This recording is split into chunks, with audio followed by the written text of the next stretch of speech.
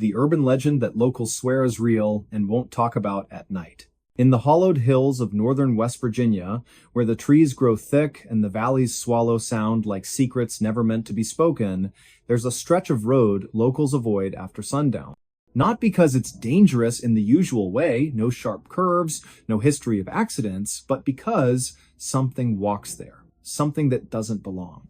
The road is called Hollow Creek Lane, winding through the unincorporated township of Gormley Mills, a place so small it doesn't appear on most maps, and so quiet that even birds seem reluctant to sing past twilight. Before we begin, tell me, where are you listening from and what time is it there? It was late autumn in the year 1987 when the first official report came in, not to the sheriff's office, but whispered between neighbors over cracked porcelain cups of black coffee. A woman by the name of Thalia Mercer, who lived alone in a weather-worn clapboard house just off Hollow Creek Lane, claimed she saw a figure standing at the edge of her cornfield one evening. She said it wasn't tall, not exactly, but wrong its limbs too long, its head tilted at an angle that made her stomach twist. It didn't move, didn't blink. Just stood there, facing her porch, as if waiting for an invitation she had no intention of giving. Thalia was known in Gormley Mills as a practical woman church every Sunday, grew her own vegetables, kept a loaded 38 inches her nightstand since her husband passed in '69. So when she called Sheriff Harlan Voss 3 nights later, voice trembling like a plucked wire, he listened. He arrived with his flashlight cutting through the fog, boots crunching on frost-laced gravel. The house was dark except for a single lamp glowing behind the kitchen curtain. Thalia met him at the door, wrapped in a faded quilt, eyes wide and bloodshot. "It's back," she whispered. "Same spot, in the field." They walked together toward the edge of the property, the beam of the flashlight slicing through the mist. Nothing moved, no footprints in the damp soil, no snapped branches or disturbed earth. Just silence, thick and heavy, like wool pressed against the ears. Then, from somewhere deep in the corn rows, a sound. A low, wet clicking, like stones being rolled in oil. Sheriff Voss aimed the light, the stalks swayed slightly, though there was no wind, and then nothing. The sound stopped. The air stilled. They stood there for nearly 10 minutes, neither speaking, both feeling watched. Sheriff Voss told Thalia to stay indoors, lock the doors, and call him if anything changed. He drove away slowly, scanning the rearview mirror until the house disappeared behind the trees. He filed a report the next morning, possible hallucination due to stress or sleep deprivation, but privately he marked a note in his personal ledger, Hollow Creek, November 3rd, Thalia Mercer. Heard something, felt something, can't explain. That winter was harsh, long stretches of snow, power outages, roads blocked for days. But people in Gormley Mills noticed other things too. Dogs refused to go into backyards after dark. Chickens vanished without signs of struggle. And on still nights, when the moon hung low and yellow, some swore they heard voices calling from the woods, voices that didn't sound human. Children were kept inside after 6, porch lights stayed on all night. Conversations about Hollow Creek Lane ended quickly, often with a shake of the head and a muttered phrase, "Best not talk about it." Then, in early spring of 1988, a teenager named Corwin Bellwether went missing. He was 16, lanky, with a stutter he'd been trying to overcome since childhood. Corwin liked to walk at night, said it helped him think. His mother, Elspeth, would beg him not to go down Hollow Creek Lane, but he always shrugged and said, "Nothing out there but trees and dirt." On the night of March 14th, he left after dinner with a notebook in his pocket, claiming he was writing poetry for school. He never came back. Search parties combed the woods for weeks. Bloodhounds picked up his scent near the creek bed, then lost it abruptly, as if he'd stepped off the face of the earth. A week later, his boots were found placed neatly side by side at the base of an old sycamore, roots tangled like knuckles. No body, no blood, no explanation. The official cause of disappearance? Presumed runaway. But in Gormley Mills, folks knew better. They looked at each other in church pews, eyes shadowed, lips tight. They didn't say much. But they stopped walking that road entirely. Years passed, the story faded mostly. New families moved into the valley, drawn by cheap land and quiet living. They laughed at the old tales. Ghosts, they'd say. Come on. But then, little things started happening. Lights flickering in empty rooms, cold spots in hallways. One woman, Miriam Huxley, claimed she saw a figure in her bathroom mirror one night, a man with sunken eyes and a mouth sewn shut with black thread. She screamed, turned on the light, and it was gone. The next morning, she found a single muddy footprint on the linoleum leading from the bathtub to the door, but the windows were locked. The house had no basement access. In 2005, a documentary crew from Pittsburgh arrived, determined to debunk the myth. They set up cameras along Hollow Creek Lane, motion sensors, audio recorders. For 2 nights, nothing. On the third, at precisely 2:13 in the morning, every device failed simultaneously. The footage showed only static, but audio captured a whisper, faint at first, then clearer. You're not supposed to see. When the lead technician reviewed the files, he noticed something else. In the background, beneath the static, a rhythmic tapping 3 slow knocks, pause, then 2 quick ones, like a code or a warning. He played it for an elderly resident named Otis Grindle, who'd lived in Gormley Mills his entire life. Otis listened once, turned pale, and said, "That's how they used to signal before the mine collapsed in '49. Only the men trapped underground knew that pattern." He refused to speak another word on the subject. By 2012, Hollow Creek Lane was officially closed. The county put up a rusted gate, chained and padlocked, with a sign that read, "Road closed, no trespassing." But kids still dared each other to go. Teens from nearby towns would drive up on weekends, flashlights in hand, laughing nervously as they approached the gate. Most turned back before reaching the tree line. But a few went further. One such group, in October of 2017, included a boy named Jory Linthwaite. He was 17, curious, raised on horror films and internet creepypastas. He didn't believe in ghosts, he believed in adrenaline. That night, he and 3 friends cut the chain with bolt cutters and slipped through. They brought cameras, a Ouija board, even a EVP recorder. They set up camp near the old sycamore where Corwin's boots were found. At first, it was jokes. Flashlight beams dancing through the trees, mocking whispers. Then, around 1 o'clock, the temperature dropped sharply. Breath came out in thick clouds. Their phones died, one by one. Then the recorder picked up a voice, clear, childlike, but distorted. "Don't look behind you." All 4 spun around. Nothing there.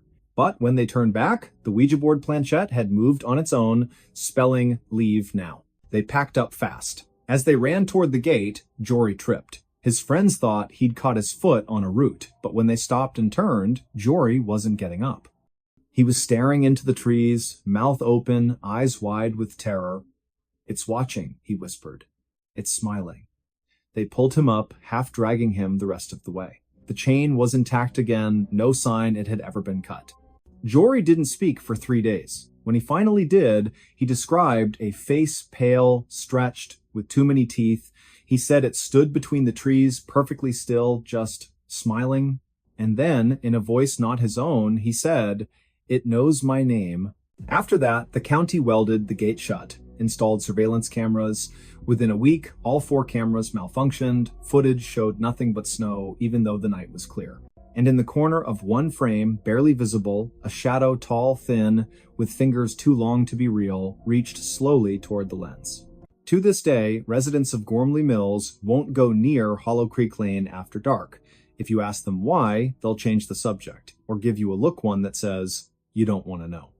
But if you visit in late autumn, when the leaves turn brittle and the wind carries the scent of damp earth and decay, stand at the edge of that road at dusk. Listen, really listen. You might hear the faintest echo of footsteps, slow, deliberate, coming from nowhere and everywhere at once.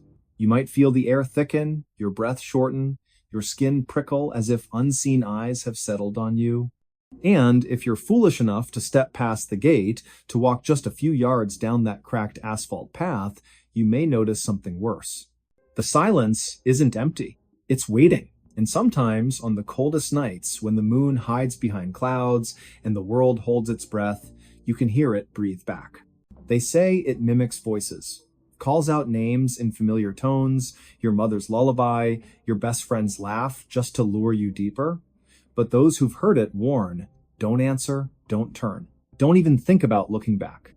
Because once it has your attention, it never lets go. There's a reason the elders in Gormley Mills whisper prayers before bedtime, why parents check their children's windows twice, why on certain nights the entire town seems to go dark at once, as if hiding. It's not superstition, it's survival. And if you find yourself near Hollow Creek Lane when the clock strikes midnight, remember this. The stories aren't legends. They're warnings. And the thing in the woods? It remembers every person who didn't listen. Even now, in the hush between heartbeats, in the space where shadows grow longer than they should, something stirs. Not far, not loud, but close enough to hear you breathe. So tell me again, where are you listening from? And more importantly, are you alone? This desert town exists to hide something. The night siren proves it. The sun had long since collapsed behind the jagged teeth of the Sierra Lamitas, painting the sky in bruised purples and fading oranges, when Elias Thorne first stepped onto the cracked asphalt of Drywater Junction. The air hung thick with dust and silence so deep it pressed against the eardrums like cotton soaked in oil. No crickets, no wind, not even the distant hum of a generator broke the stillness. Just the soft crunch of Elias's boots on gravel and the slow creak of a rusted sign above him that read, "Welcome to Drywater Population 17." That number, he would later learn, was not quite accurate and never had been. Before we begin, tell me, where are you listening from and what time is it there? It was late September in the year 1997 when Elias arrived, a geologist contracted by the Bureau of Land Management to assess subsurface erosion patterns near the Mojave Fringe. He wasn't supposed to stay longer than 3 days. But Drywater had other plans. The town clung to the edge of the desert like a scab, refusing to heal wooden shacks leaning at odd angles, their windows boarded or shattered, paint peeled into ghostly curls. A single gas station stood open, its fluorescent light flickering like a dying heartbeat. Behind the counter sat a man named Orrin Vexley, gaunt as a scarecrow, eyes milky with cataracts that didn't quite hide the sharpness beneath. He handed Elias a room key without asking for ID, without smiling, and said only, "Don't go out after sundown, especially if you hear the siren." "I think the same." Elias laughed, then nervously, more out of discomfort than disbelief. "Siren? Like an air raid?"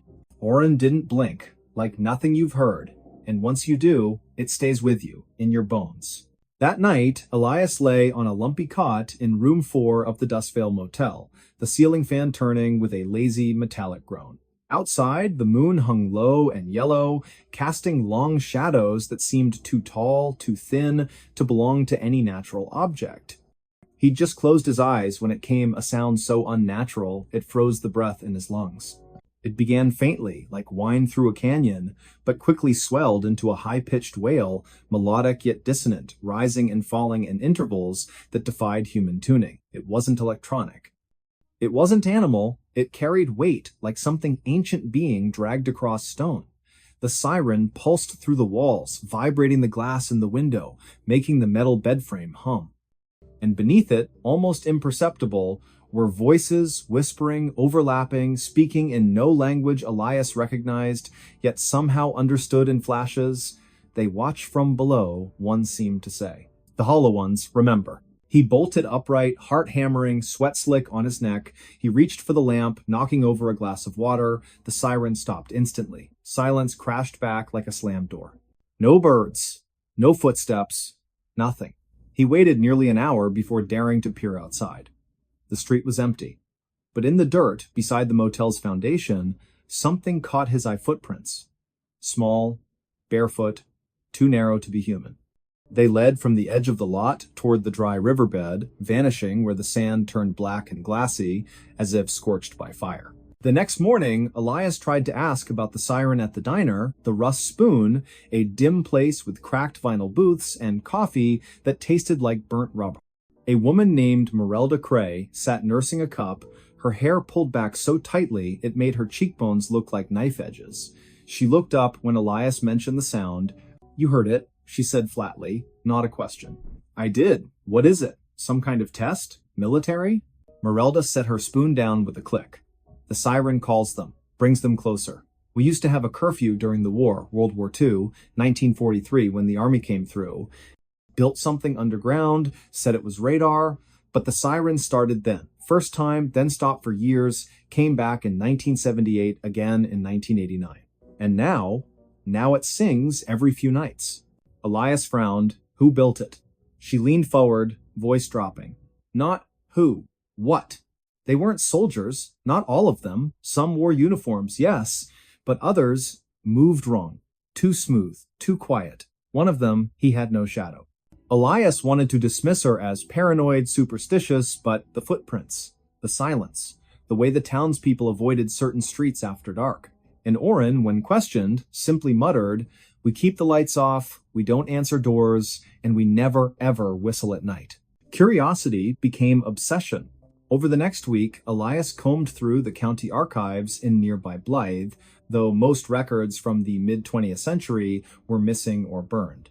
What he found instead were fragments, a classified project codenamed Operation Hollow Veil, referenced in a declassified memo from the Department of Defense dated March of 1944.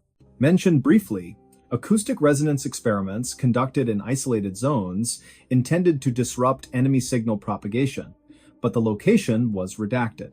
Only a grid coordinate remained, plotted directly beneath Drywater Junction.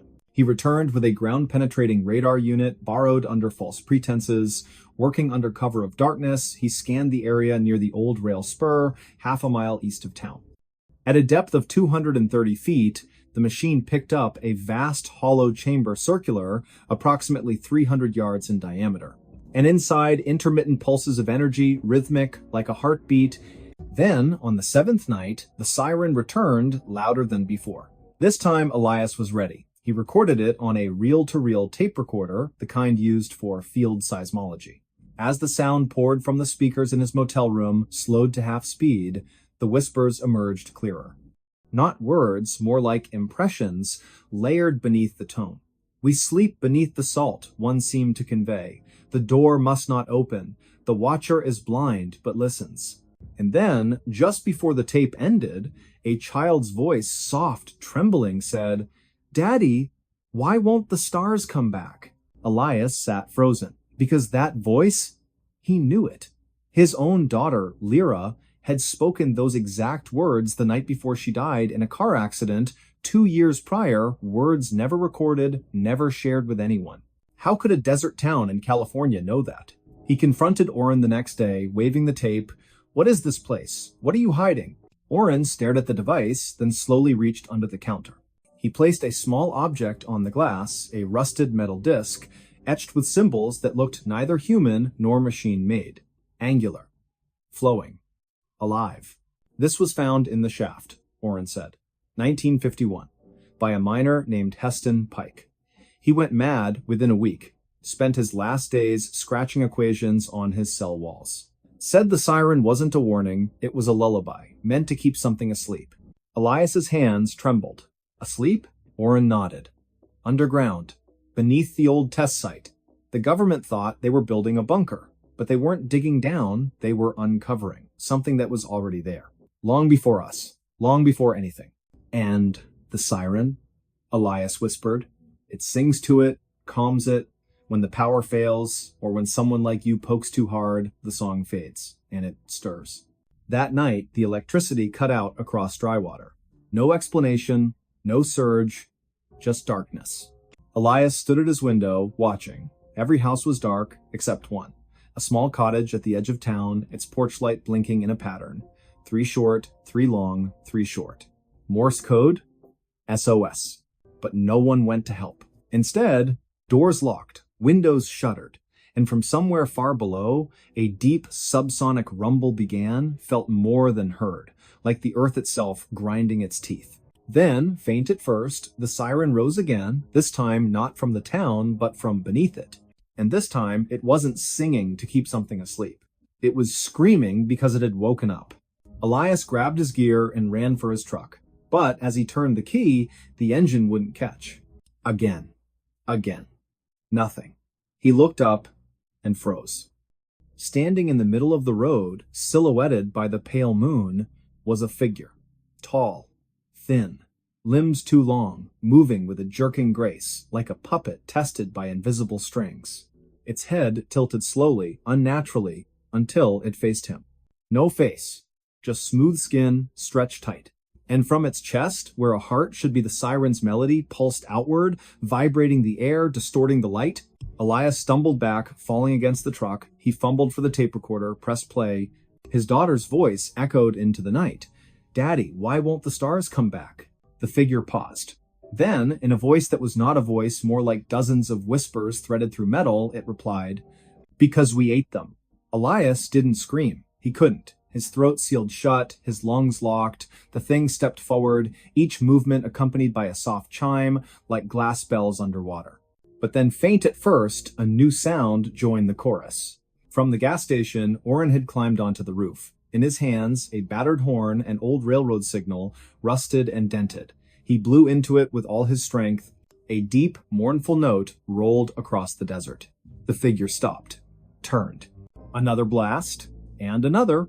From other houses, lights flickered on, not electric oil lamps, candles. People emerged, carrying instruments, tin whistles, hand drums, a warped violin. They formed a circle around the edge of town and began to play not music, but a complex sequence of tones, rising and falling in precise patterns. The siren from beneath the earth faltered. The figure twitched, then slowly, painfully sank to its knees. Its form blurred, like heat over asphalt, and then collapsed into a pile of fine gray ash. Silence returned. But not peace. Oren approached Elias, breathing heavily, the horn dangling from his fingers. "You shouldn't have come back," he said. "Now it knows your voice, knows your grief. It'll call to you again. In dreams, in static, in the silence between radio stations." Elias swallowed. "What was that thing?" "A scout," Oren said. "A listener, sent ahead. If the song stops for too long, they send more, and if the song dies completely, he didn't finish." "What happens?" Oren looked toward the horizon, where the first hint of dawn stained the sky blood red. "The sky goes dark, not at night, forever, and the ones below climb up." Elias left Drywater the next morning. Officially, he filed a report citing geological instability and abandoned infrastructure. Unofficially, he destroyed the tapes, except one. The one with his daughter's voice. He kept that buried in a safe behind a false wall in his Denver apartment. But sometimes, on still nights when the power blinks, he hears it, a faint, melodic wail, coming not from outside, but from within the walls. And when he presses his ear to the plaster, he doesn't hear the siren. He hears knocking. 3 taps. Pause. 3 more. Then a whisper. "Let us sing you to sleep." To this day, no satellite imagery shows Drywater Junction clearly. Clouds always seem to gather above it, even in drought. GPS signals fail within a 5-mile radius. And travelers who claim to have passed through often cannot recall the name of the town, only the silence, only the feeling of being watched from below. And if you drive through the Mojave after midnight and your radio begins to crackle with a strange, haunting tone, do not stop, do not listen, do not answer if something calls your name in a voice you once loved. Because some towns exist not to welcome, but to warn. And Drywater is still singing. He robbed banks without saying a word. The note was for police only. In the quiet hours of a late autumn morning, when frost still clung to the sidewalks of suburban Cleveland and the sun had barely risen above the steel-gray rooftops, a man walked into the Huntington National Bank on East 93rd Street with nothing but a folded piece of paper in his hand. It was the year 2013, November the 12th, just past 9 o'clock, and the air inside the bank was warm too, warm-filled with the soft hum of fluorescent lights and the faint scent of coffee from the lobby dispenser. He wore a navy blue windbreaker, unzipped, over a plain gray hoodie, jeans that had seen too many washes, and scuffed work boots. Nothing about him stood out, not his height, not his build, not even the way he moved. Calm, deliberate, silent. Before we begin, tell me, where are you listening from, and what time is it there? He approached the second teller window where a woman named Marjorie, her name tag slightly crooked, was counting change into a tray. She looked up, smiled politely, and said, "Good morning. How can I help you?" He didn't return the smile, didn't speak. Instead, he slid the folded note across the counter. Marjorie picked it up, unfolded it slowly, her eyes scanning the neatly printed words. "This is a robbery. Put $10,000 in this bag. No die packs, no marked bills. I am armed. Do not alert police. This note is for you only. After I leave, call them." Beneath it, a small brown paper sack lay flat, like something from a grocery run. Her fingers trembled, her breath caught. She glanced up. He hadn't moved. His hands were empty, palms down on the counter, but his eyes, they held hers. Not angry, not wild, just steady, cold, like ice over deep water. She nodded once, turned quietly, and began gathering bills from her drawer. 10 stacks of $100 bills. She placed them carefully into the bag, sealed it with a fold, and pushed it back toward him. He took it, slid it under his jacket. Then, without a word, he turned and walked out the front door, disappearing into the pale morning light. No alarm, no shouting, no panic at first. It wasn't until 2 minutes later, when Marjorie finally pressed the silent button beneath her desk, that the chaos began. Police arrived within 4 minutes, officers Reyes and Holloway from the 5th District rolling up in a marked cruiser, lights flashing but sirens off. By then, the man was gone, vanished. Surveillance footage showed him exiting the bank, adjusting his hood, turning left onto Euclid Avenue, walking at a normal pace, no running, no urgency, before cutting through an alley behind a shuttered laundromat. The camera lost him there. But the note? The note remained, and it would become the thread that unraveled one of the most peculiar bank robbery sprees in modern American history. His name was Thaddeus Vale. Born in 1987 in Youngstown, Ohio, a rusted city where factories once roared but now stood silent, skeletons of steel and brick overtaken by weeds and time, Thaddeus was the son of a mechanic and a school cafeteria worker, raised in a modest bungalow on Glenwood Drive, where the paint peeled in summer and the furnace rattled all winter. He was bright, top of his class at Rayen High, fluent in algebra and physics, could take apart a carburetor and rebuild it blindfolded, but life had a way of bending people in ways they couldn't predict. After high school, he enrolled at Kent State University on a partial scholarship, studying mechanical engineering. But halfway through his sophomore year, his mother fell ill, pancreatic cancer, aggressive and swift. The medical bills piled up, insurance didn't cover everything. Thaddeus dropped out to care for her, working double shifts at a warehouse in Akron, hauling boxes from midnight to dawn. She passed in the spring of 2010, and when she did, something in him cracked. Not loudly, not dramatically, but deeply. He drifted after that, lived in motels with weekly rates, took odd jobs, janitorial work, tree trimming, snow plowing, never stayed in one place longer than a few months. He avoided people, spoke little, read constantly philosophy, criminology, old detective novels, and somewhere in those pages, in the quiet solitude of motel rooms lit by flickering lamps, an idea formed. If banks were machines, then perhaps they could be manipulated like any other mechanism. Clean, precise, no violence, no hostages, just a message, a demand, a transaction. And so, in the fall of 2013, Thaddeus Vale began his campaign. The Huntington robbery was the first, but not the last. 3 days later, on November the 15th, another note appeared, this time at a PNC branch in Parma, Ohio. Same handwriting, same calm, chillin' tone, $10,000. In cash. No tricks. I will not harm anyone, but I am armed. Leave the money in the bag, walk away, call police when I'm gone. Again, no words spoken. Again, the teller complied. Again, he vanished. Then, on November the 18th, a third bank, Fifth Third, this time in Medina, same method, same silence, same result. By now, local news had caught wind. Headlines screamed, "Silent Bandit strikes again." Police released grainy stills from security footage back of headshots, blurred faces, a man in a hoodie moving like a shadow between buildings. Task forces were assembled. Detectives pored over maps, timelines, witness statements, but Thaddeus was careful, meticulous. He never used the same route twice, always entered during shift changes, when attention wavered, always chose branches with minimal security presence, and always left the note as his only voice. What made him different wasn't just the silence, it was the precision, the lack of greed. 10,000 each time, never more, never less. No demands for 20s or 50s, always hundreds.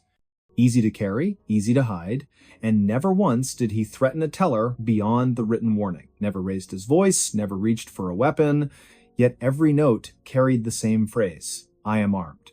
Was he? Police couldn't say for sure.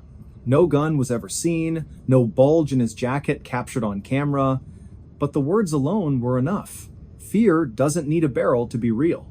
As the spree continued, 4 banks in 5 weeks, the FBI got involved. Special Agent Lorna Keene, a veteran of the Cleveland field office, took point. Sharp-eyed, mid-40s, with a reputation for solving cold cases through patience and pattern recognition, she studied every detail. The notes, the timing, the geography. She noticed something others missed. All the banks were within a 30-mile radius of Cleveland. All were mid-sized branches, not the biggest, not the smallest. All had similar layouts, 2 teller windows near the entrance, security cameras angled slightly downward, no armed guards on duty, and all were robbed between 9:15 and 10 o'clock in the morning, just after opening, before the lunch rush. More telling? Each location was near a public transit line. Bus routes, rail stations, places where a person could disappear into the flow of daily commuters. Agent Keene also studied the handwriting. Not rushed, not scribbled. Carefully printed block letters, evenly spaced, almost typewritten in their consistency, no smudges, no corrections. Whoever wrote these notes had practiced, repeatedly. And then there was the language. I will not harm anyone. That phrase appeared in 3 of the 5 notes. Not typical for a robber. Most threats are vague, aggressive, designed to intimidate. But this sounded almost apologetic, defensive, as if he needed to justify his actions even to himself. Keene leaned back in her chair one evening, the glow of her computer screen casting long shadows across her office. Outside, rain tapped against the window. She stared at the timeline pinned to the wall, 5 red dots marking the banks, connected by thin black lines showing possible escape routes. He's not a criminal, she murmured. He's a machine. Her partner, Agent Darnell, looked up from his coffee. What? This isn't random, it's procedural, every move calculated, every word chosen. He's not trying to get rich, he's trying to prove something. Prove what? Keene didn't answer, not yet. Meanwhile, Thaddeus had moved on. By December the 3rd, he struck again, this time in Elyria, a quiet city west of Cleveland. Another bank, another note, another 10,000. But this time, something changed. The teller, a young man named Calvin, hesitated. He read the note, looked up, saw Thaddeus standing there, motionless. Something in his eyes, maybe the exhaustion, maybe the sorrow, made Calvin pause. Instead of reaching for the money, he wrote a note of his own on a scrap of paper. Are you okay? He slid it across the counter. Thaddeus blinked. For the first time in weeks, his expression shifted. Just slightly. A flicker. Confusion. Surprise. He looked at the words, then back at Calvin. Then, slowly, he reached into his pocket, not for a weapon, but for a pen. He wrote beneath Calvin's question, I have to do this. Please, just give me the money. Calvin nodded, fetched the cash, handed it over. And Thaddeus left. But that exchange haunted him. That night, in a dimly lit motel room on Oberlin Road, he sat on the edge of the bed, the stolen money stacked neatly on the dresser. He hadn't spent $1, not one. The bags remained sealed. He hadn't bought food, clothes, shelter, nothing. He opened a notebook, thick, leather-bound, filled with equations, diagrams, lists. On the latest page, he had written, Objective, $60,000. Purpose, clear debt, restore dignity, end cycle. 60,000. That was the number. The sum of his mother's unpaid medical bills. The balance that had ruined his credit, barred him from loans, kept him from rebuilding. 60,000, and he was halfway there.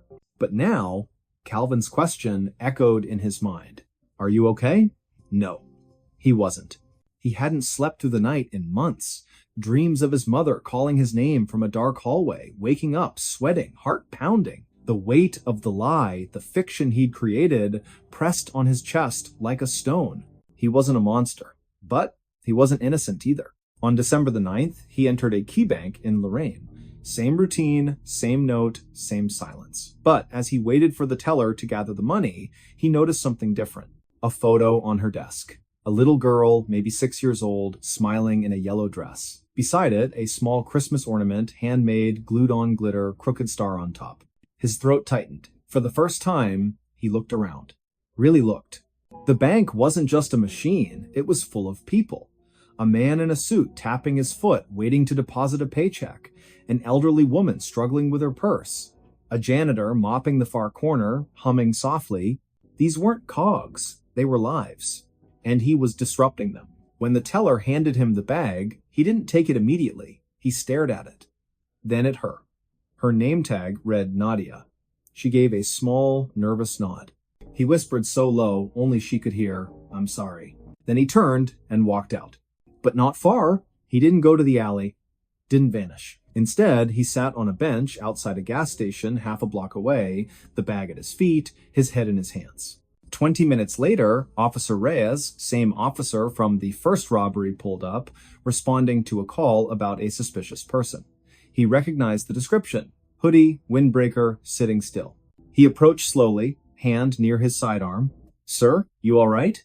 Thaddeus didn't look up. "I robbed 5 banks," he said, voice hollow. "The money's in the bag. I didn't spend it. I want to turn myself in." Reyes froze. "You what?" "I have the notes.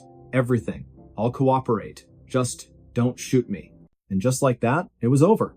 Back at the station, Thaddeus was processed quietly. No cuffs at first, no shouting. When Agent Keene entered the interrogation room, she studied him for a long moment. "You're not what I expected," she said. He looked up. "I'm not who I thought I was either." She Saturday, "Why? Why do this?" He exhaled. "To pay my mother's debts, to stop feeling like a failure.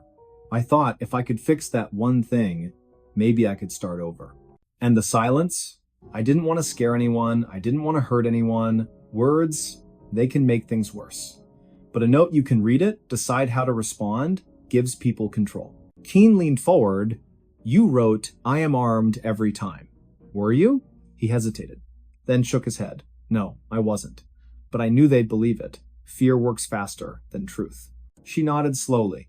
"You're smarter than most people who do this. That's why you lasted so long. But not smart enough to know it wouldn't fix anything." "No," she agreed. "Money rarely does." The case made national headlines. The silent bandit surrenders. Note-writing robber claims he just wanted to be free. Some called him a criminal, others a tragic figure. A man broken by a system that offered no second chances. At trial, in March of 2014, Thaddeus pleaded guilty to 5 counts of bank robbery. The judge, a stern woman with silver hair and tired eyes, listened to his statement. "I made a choice," he said, voice steady but quiet. "A wrong one.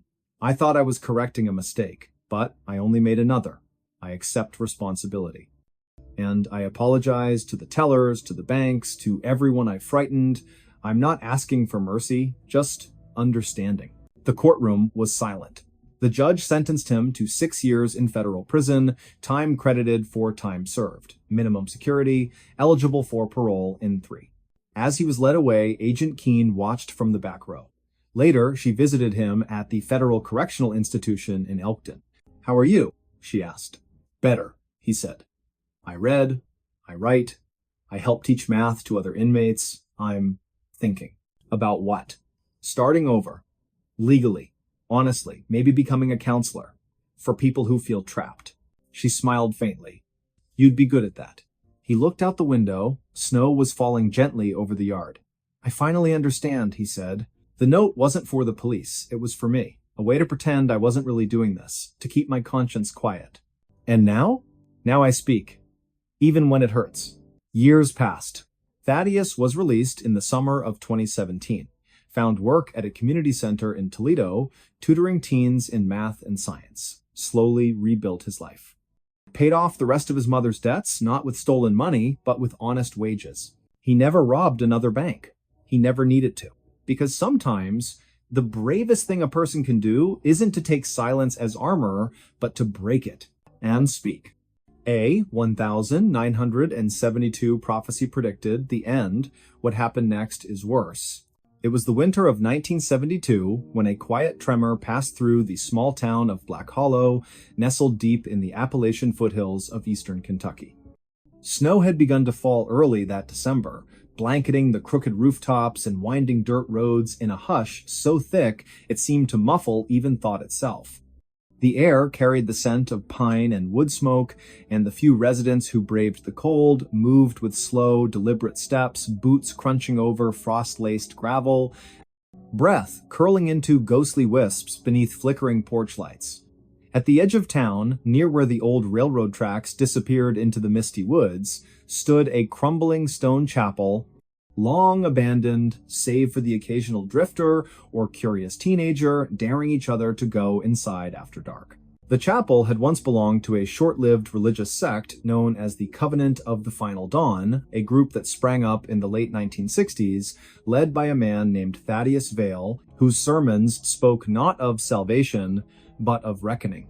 He claimed to have received visions during a near-fatal fever in the summer of 1968, visions of fire falling from the sky, of cities sinking into silence, of a great stillness descending upon the earth like a shroud. His followers, no more than 30 at their peak, built the chapel themselves using river stones and salvaged timber, believing it would serve as a sanctuary when the end came. And according to Vale's final prophecy, inscribed in charcoal on the chapel's inner wall just days before he vanished without a trace, the end would arrive precisely at 3:17 in the morning on December 21st, 1972. Before we begin, tell me, where are you listening from and what time is it there? Now, nearly 5 decades later, the date stirs faint echoes in those who remember. Not because the world ended that night, but because something far more unsettling took place instead. Something that didn't make the newspapers, wasn't captured by radio signals, and left behind only whispers buried beneath layers of denial and disbelief. That evening, a handful of townspeople gathered at the general store, run then by Eldon Mirth, a wiry man with sharp eyes and a habit of speaking in riddles. He kept an old wind-up clock above the counter that never quite matched the time on anyone's wristwatch. By 7 o'clock, the store was unusually full. Minnie Galloway, the postmistress, sat knitting by the pot-bellied stove, her fingers trembling slightly as she looped the yarn. Young Corwin Bellwether, barely 16, leaned against the glass case of penny candy, staring out at the snowfall with a look of eerie calm. And in the back corner, nursing a cup of black coffee, sat Lyrael Crane, a woman who'd arrived in Black Hollow only weeks earlier, claiming to be researching local folklore for a university in Ohio. She wore a long wool coat, the color of dried blood, and her voice, when she spoke, was low and measured, like water moving under ice. They weren't there by accident. Each had heard the rumors. Some said Vale had returned. Others whispered that the ground beneath the chapel had begun to hum at night, vibrating like a plucked wire. A few children reported seeing figures standing among the trees' tall, thin shapes, with no faces, just smooth skin where features should be. And then there was the dream. Dozens of people across the county claimed to have had the same one within days of each other. A vast, silent field under a bruised purple sky, where rows of empty chairs stretched endlessly toward a horizon that pulsed like a heartbeat. In the dream, someone or something was waiting for them, but no one could remember who. At 9:42 p.m., the power went out. Not just in Black Hollow. Every home, every streetlight, every radio tower within a 30-mile radius lost electricity simultaneously. The darkness was absolute. No stars pierced the clouds. No moon cast its glow. Even the snow seemed to absorb light rather than reflect it. Inside the store, Eldon lit a kerosene lamp, its flame casting long, wavering shadows across the walls. No one spoke. Outside, the wind died. The snow stopped falling mid-air, suspended in glittering crystals that hung motionless between earth and sky. Then, at exactly 2:58 a.m., the clock above the counter began to chime. This was impossible. It was a wind-up clock. It hadn't worked properly in years, and yet it rang 12 times, each tone deep and resonant like a bell tolling underwater. When it finished, Lyrael stood slowly, her chair scraping against the wooden floor. "It's starting," she said. Her voice did not waver. He wasn't wrong. he just misunderstood. No one moved. Corwin's hands clenched around the edge of the candy case. Minnie dropped her knitting, the needles clattering to the floor. Eldon stared at the clock, his face pale, lips parted as if trying to form words that wouldn't come. At 3:17 a.m., the exact moment prophesied, something shifted. It wasn't an explosion, not an earthquake, not even a sound at first. It was a sensation, as if the air itself had grown thinner, as if reality had exhaled and forgotten to inhale again.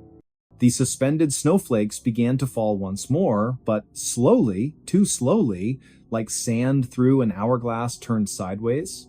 Then, from the direction of the chapel, a single note rose a tone so pure and high it made the teeth ache. It lasted only seconds before fading into silence. And then, the lights returned. Electricity surged back through the lines, radios crackled to life with static, the clock above the counter stopped chiming, frozen once more at 10 past 10. Outside, the snow fell normally, birds chirped in the trees. The world seemed unchanged. But it wasn't. Over the next few days, things began to unravel, not all at once, but in quiet, insidious ways. People reported missing hours. Corwin swore he'd walked to the chapel that night, though his boots were dry and untouched by snow.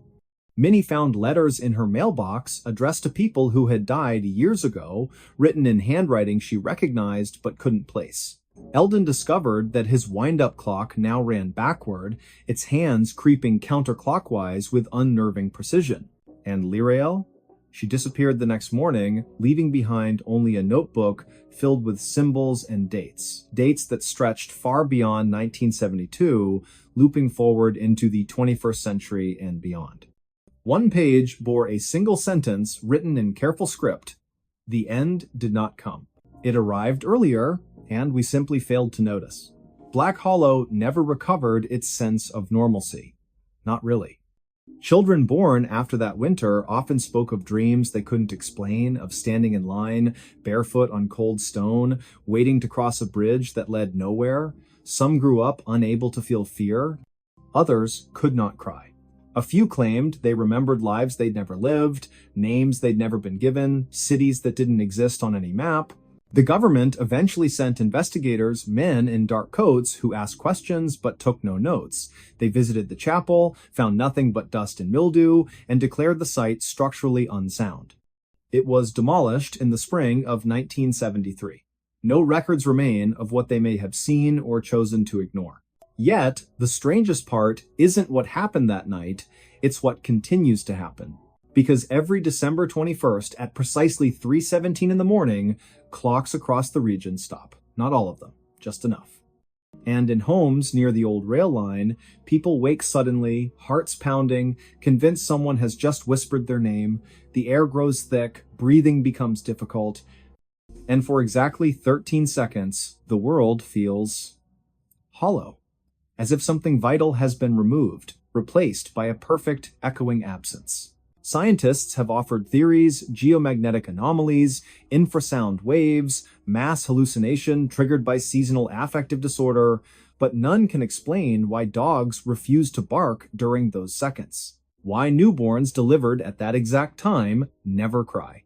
Why, in rare cases, individuals report seeing a figure standing at the foot of their bed, tall, gaunt, wearing a long coat, holding a notebook open in one hand, writing steadily with the other.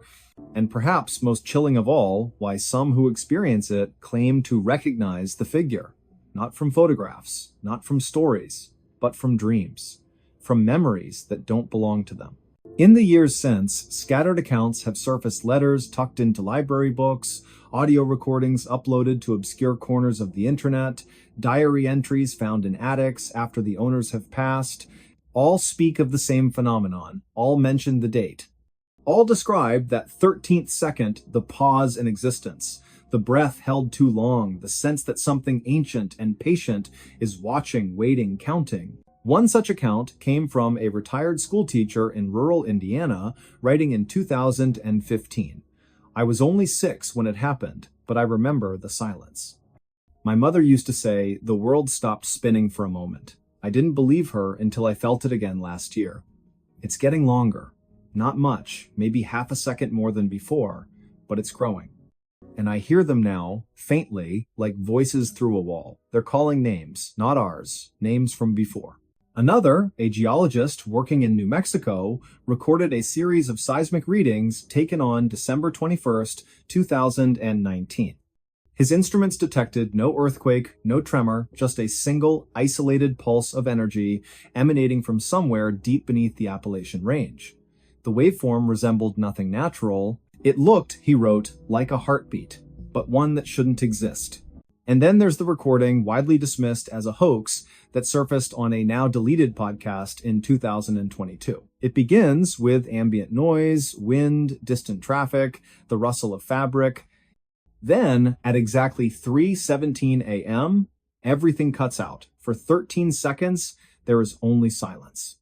And then, just as abruptly, a voice, soft, genderless, speaking in perfect English with no discernible accent, says, "We are sorry, it must be this way. You were never meant to wake up." The recording ends there. To this day, no one knows who made it or why. But here's what no one wants to admit. The prophecy wasn't wrong. It was precise. The end did come on December 21st, 1972 at 3:17 in the morning. But it wasn't the end of the world. It was the end of reality, at least, the reality we believed we inhabited. What followed wasn't destruction. It was replacement, a subtle, seamless overwrite. Like changing film in a projector while the audience watches, unaware, the image has shifted. Those who felt it, the ones who woke in terror, who sensed the absence, who saw the figure in the coat, they're the ones who almost broke through. And the ones who remember fragments, who carry the weight of knowing something is deeply off, they're not crazy, they're the survivors of a transition no one else acknowledges. And the worst part? It's still happening. Every year, the pause grows. Not enough for most to notice. But for those sensitive to the shift, the ones who've always felt out of step with the world, who dream in colors that don't exist, who hear music when no one is playing, it's becoming harder to ignore. Time doesn't flow the way it used to. Memories blur at the edges. Faces in photographs seem subtly wrong. Loved ones sometimes speak with slight delays, as if echoing from a room just out of reach. And in the deepest hollows of Appalachia, where the trees grow too close together and the fog never quite lifts, locals still avoid the old rail path after midnight. Hunters refuse to camp near the ruins of the stone chapel. And on cold December nights, when the wind howls just right, some swear they can hear faint chanting words in no known language, rising from beneath the earth. They say Thaddeus Vale didn't vanish, he was taken, not killed, not imprisoned, but promoted, given a role in whatever lies beyond the veil. And the notebook Lyra L left behind? It wasn't a record of the future, it was a ledger, a list of names, of souls who resisted the change, of those who might, one day, need to be corrected. So when you hear your clock tick strangely tonight, when your dog whimpers at nothing, when you wake suddenly, certain someone called your name, but no one's there, ask yourself, did the world survive 1972? Or did it merely continue pretending? Divers opened the hatch, the crew was gone, the clocks still ticking. The cold Atlantic wind howled across the surface of the water, slicing through the pre-dawn darkness like a blade. Waves rose and fell in uneven rhythm, their crests flecked with foam under a sky still clinging to stars. It was early morning, just past 4 o'clock, on the 7th day of March in the year 1987, the U.S. Coast Guard cutter Vigilant had been dispatched from Port Canaveral after an automated distress signal flickered to life from the coordinates of the Stella, a private research vessel registered out of Norfolk, Virginia. No voice transmission followed, only the repeating pulse of a Mayday beacon, weak but persistent, like a heartbeat fading beneath ice. Before we begin, tell me, where are you listening from, and what time is it there? By the time the boarding team reached the hull of the Stella, the sea had grown restless. Lieutenant Thaddeus Vale, a seasoned maritime investigator with the Coast Guard's Search and Rescue Division, stood at the edge of the deck, gripping the rail as the swell lifted the cutter sideways. His breath came in short clouds, his eyes scanning the silent silhouette ahead. There were no lights aboard, no movement.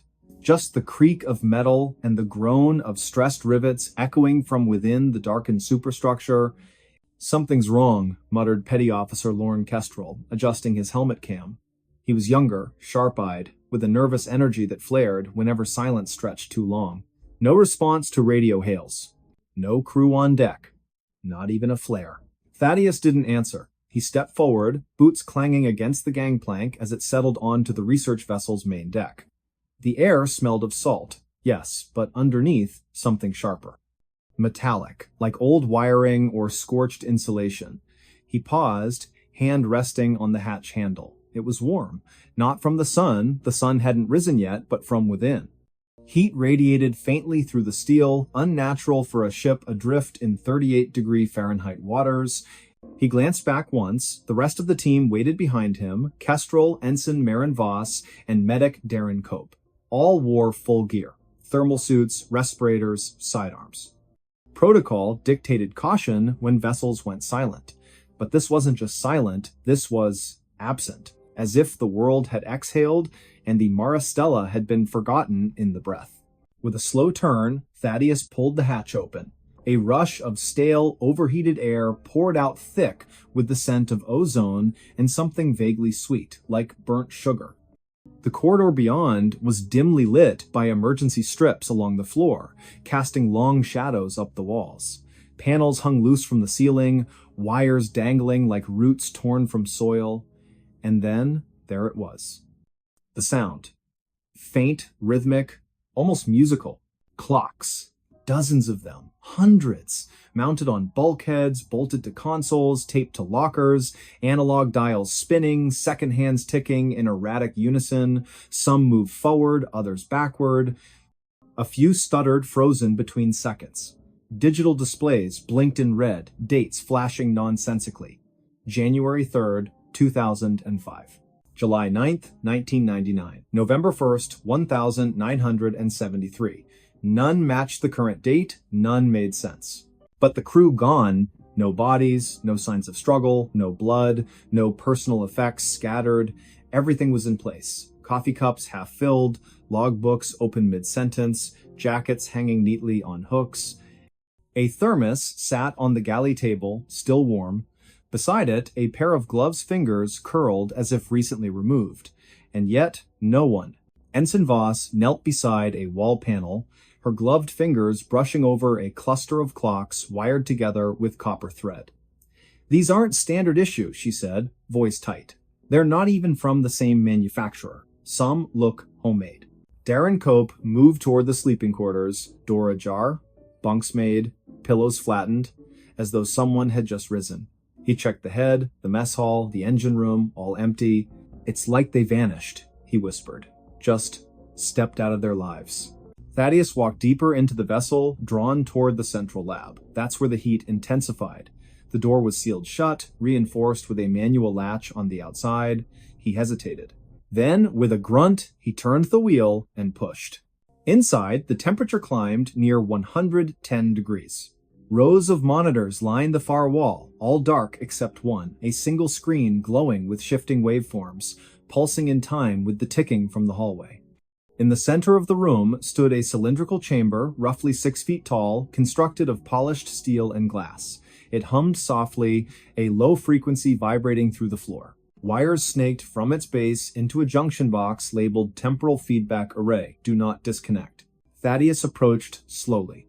On the console beside the chamber, a logbook lay open. The last entry read, March 6th, 1987, final test initiated at 2200 hours. Field stabilized at 0.87 terahertz. Temporal resonance achieved. Crew reporting mild disorientation.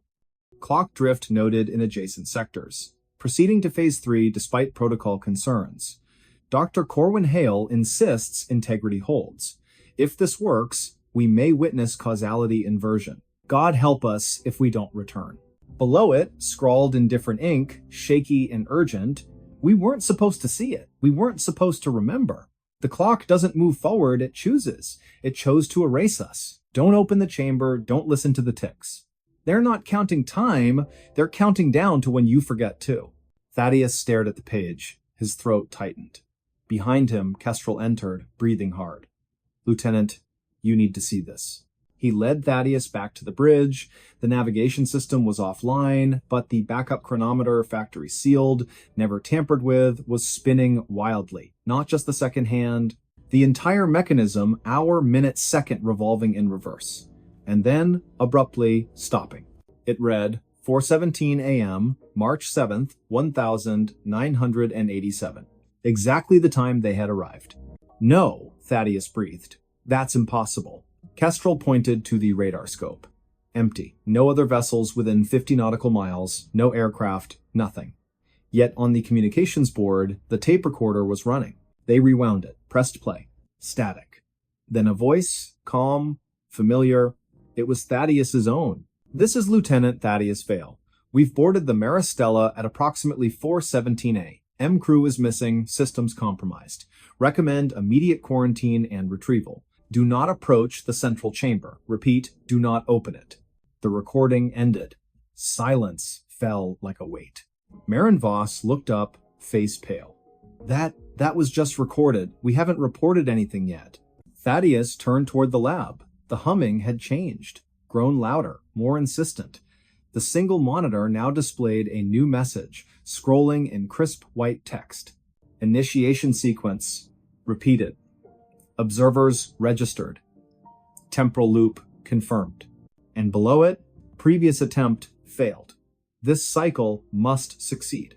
Darren backed away, shaking his head. We weren't the first ones here, were we? Thaddeus didn't answer. He remembered the thermos, the gloves, the warmth. Someone had been here moments before, or someone would be, and they'd left clues, warnings, for themselves. Because if time wasn't linear, if the past and future could bleed into the present, then perhaps they weren't rescuers. Perhaps they were echoes. Back in the lab, the chamber began to vibrate. A thin crack appeared in the glass. From within, a shadow shifted. Not human, not quite, but familiar. As if seen in a dream, or remembered from a photograph taken years ago. And then the clock stopped. Every single one. The silence was deafening. For 3 heartbeats, nothing moved. Then, simultaneously, they restarted. But this time, they all showed the same time. 4:13 a.m., March 7th, 1987. 4 minutes earlier. Thaddeus felt it then, a pressure behind his eyes, a tingling in his fingertips. A memory surged, unbidden. Standing on this very deck, gripping the hatch, hearing Kestrel say, something's wrong, as if for the first time, only he hadn't remembered that before. Or had he? He turned to the others. Their faces were blank, confused, as if waking from sleep. What? What are we doing here? Marin asked, blinking rapidly. We just arrived, Kestrel said, stepping forward. No response to radio hails, no crew on deck, not even a flare. Thaddeus froze. He had heard this before. He had lived this before. And in that moment, he understood. They weren't breaking into the loop. They were trapped inside it. The Maristella wasn't abandoned. It was waiting for them to make the same mistake again. And somewhere, deep in the bowels of the ship, the chamber pulsed once, like a heart remembering how to beat. Months later, the official report listed the Maristella as lost at sea, presumed sunk during a sudden storm front. All hands missing, presumed dead, the case was closed, files archived, survivors, none. Evidence, scant. Just a few corrupted audio logs, a set of mismatched timestamps, and one handwritten note found in Thaddeus Vale's personal effects delivered to his sister's home in Asheville, North Carolina, with no return address, postmarked June 11th, 1987. The note read simply, I remember the clocks. I remember the heat. I remember saying the same words, seeing the same faces. I don't know how many times I've lived this. But I know one thing, if you're reading this, I failed again. And you're next. Listen carefully. When you hear the ticking, don't follow it. Don't open the hatch. And whatever you do, don't trust the time on your watch. The letter was dated March 7th, 1987. But the postmark was from March 7th, 2024. And in a small attic drawer in Asheville, buried beneath old photographs and yellowed letters, a single analog clock sits untouched. Its hands have not moved in 37 years. Yet every night, at exactly 4:17 a.m., it ticks once, as if reminding someone. as if calling them back. A ghost ship drifted into port with a fresh meal on the stove. It was the winter of 1987 when the fishing trawler Marianne V slipped silently into the harbor of Gloucester, Massachusetts, just before dawn on a brittle February morning. No lights flickered from her deck, no voices called out, no radio signals preceded her arrival. She came like a shadow drifting through fog, her bow nudging gently against Pier 6 as if guided by unseen hands. The first to notice her was Elias Thorne, a weathered dockhand with 40 years of salt in his bones and frost still clinging to the brim of his wool cap. He'd arrived early to check lobster traps, steam rising from his coffee cup curling into the pale gray sky. When he saw the vessel listing slightly, paint peeling like old skin, name barely legible beneath grime, he froze. His breath caught, not from cold, but from instinct. Something was wrong. Deeply wrong. Before we begin, tell me where are you listening from and what time is it there? Elias approached slowly, boots crunching over frozen patches of seaweed and ice. The Marianne V had been reported missing 3 weeks prior, last seen off the Georges Bank during a sudden nor'easter that had swallowed 2 other boats whole. The Coast Guard had called off search efforts after 10 days, assuming all hands lost, and yet here she was, intact, afloat, and strangely, undisturbed. No signs of storm damage, no gaping holes in the hull, nothing overturned on deck, just silence. A thick, suffocating silence that pressed against Elias's ears like cotton. He called out once, twice, no answer. Then, steeling himself, he climbed aboard. The moment his boot touched the deck, he felt it a chill that wasn't from the wind. It coiled up from the wood beneath him, sharp and unnatural, as though the ship itself were holding its breath. He moved toward the wheelhouse. The door hung open, swaying slightly with the motion of the tide. Inside, the radio crackled with static, a faint loop of Morse code repeating endlessly 3 dots, 3 dashes, 3 dots, SOS, over and over, though the power should have been dead. The logbook lay open on the chart table, the last entry dated February 3rd. Heavy fog. Currents erratic. Can't see land. Something in the water.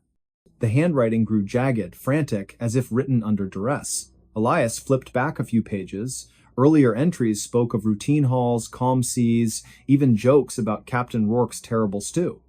But then, around January 28th, the tone shifted. Crew restless. Emery claims he saw lights beneath the surface, not bioluminescence, too steady, too deep.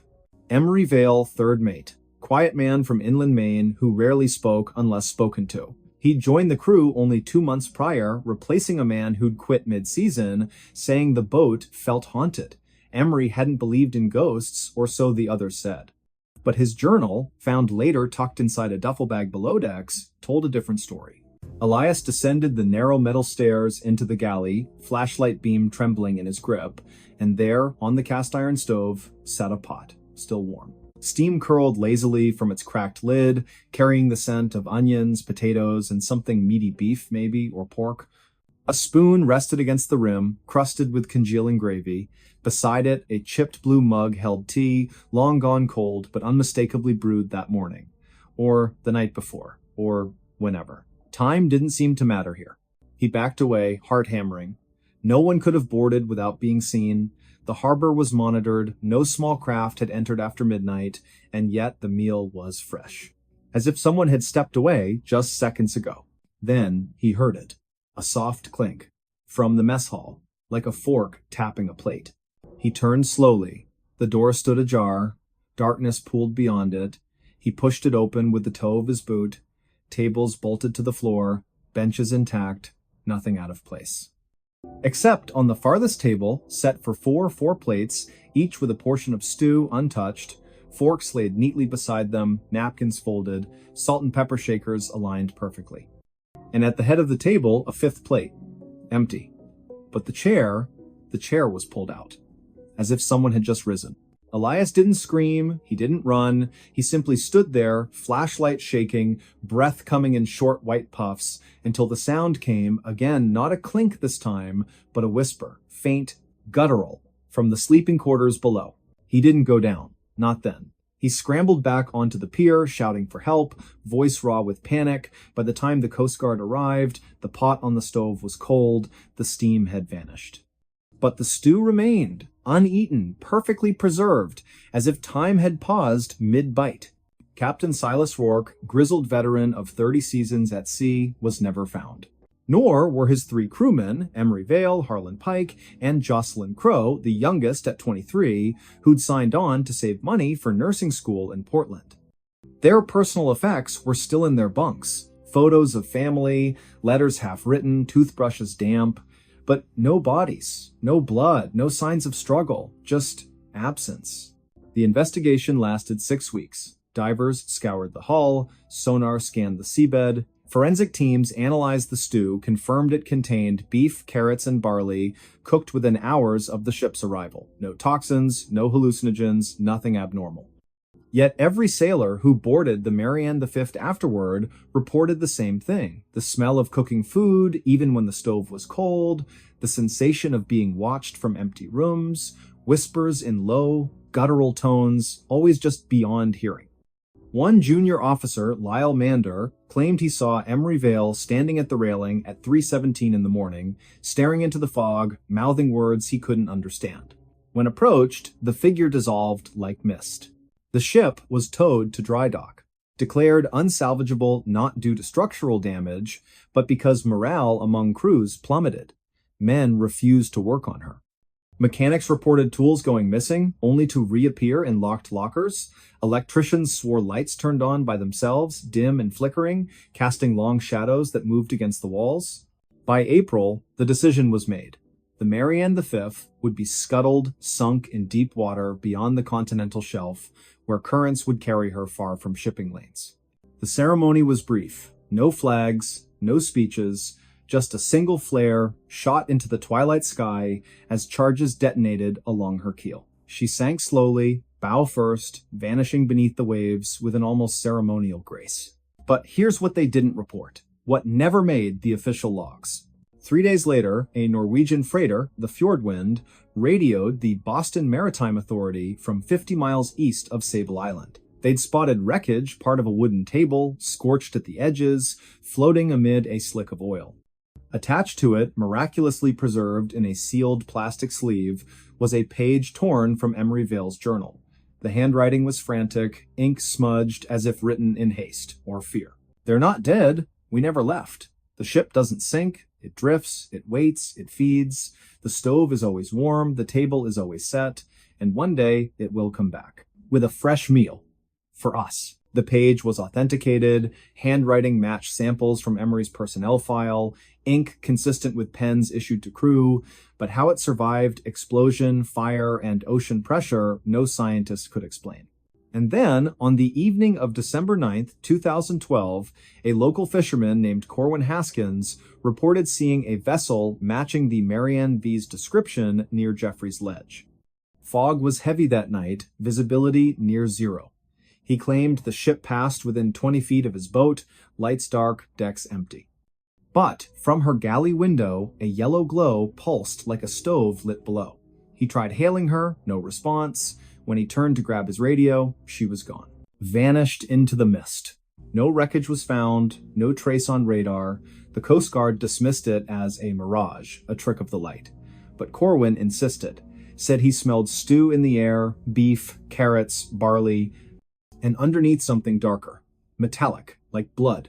To this day, Gloucester fishermen avoid that stretch of water after sunset, especially in winter, especially when the fog rolls in thick and silent. Some say if you listen closely on still nights, you can hear the Morse code 3 dots, 3 dashes, 3 dots echoing from beneath the waves.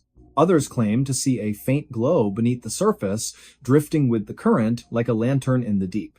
And every year, around February 10th, a single bouquet of wilted wildflowers appears on the railing of Pier 6. No note, no signature. Just flowers brown at the edges, salt stiffened, as if carried across the sea.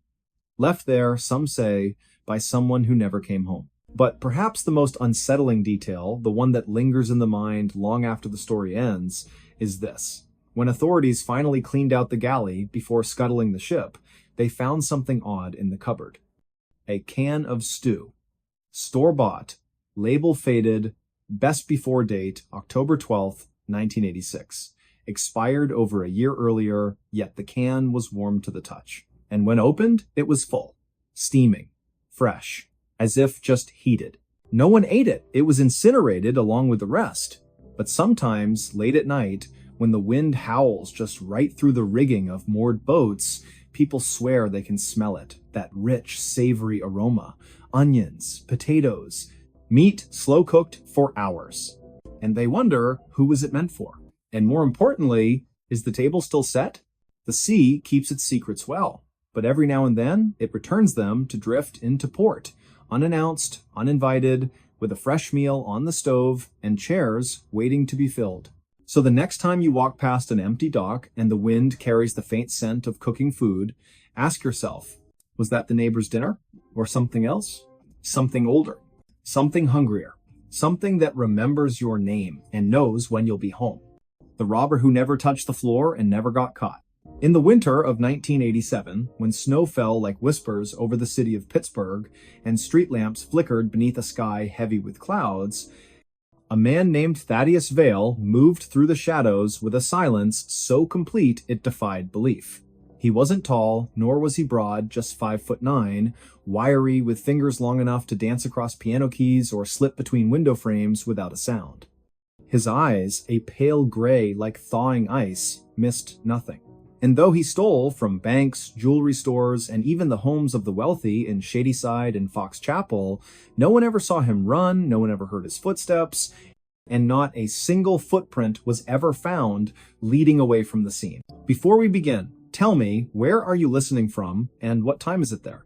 It started on a night thick with fog, the kind that clung to coat collars and muffled the distant wail of trains along the Monongahela River. The date was December 18th, just 3 days before Christmas. The First National Trust on Fifth Avenue had closed at 5, its vault sealed, alarms armed, security guards patrolling in pairs.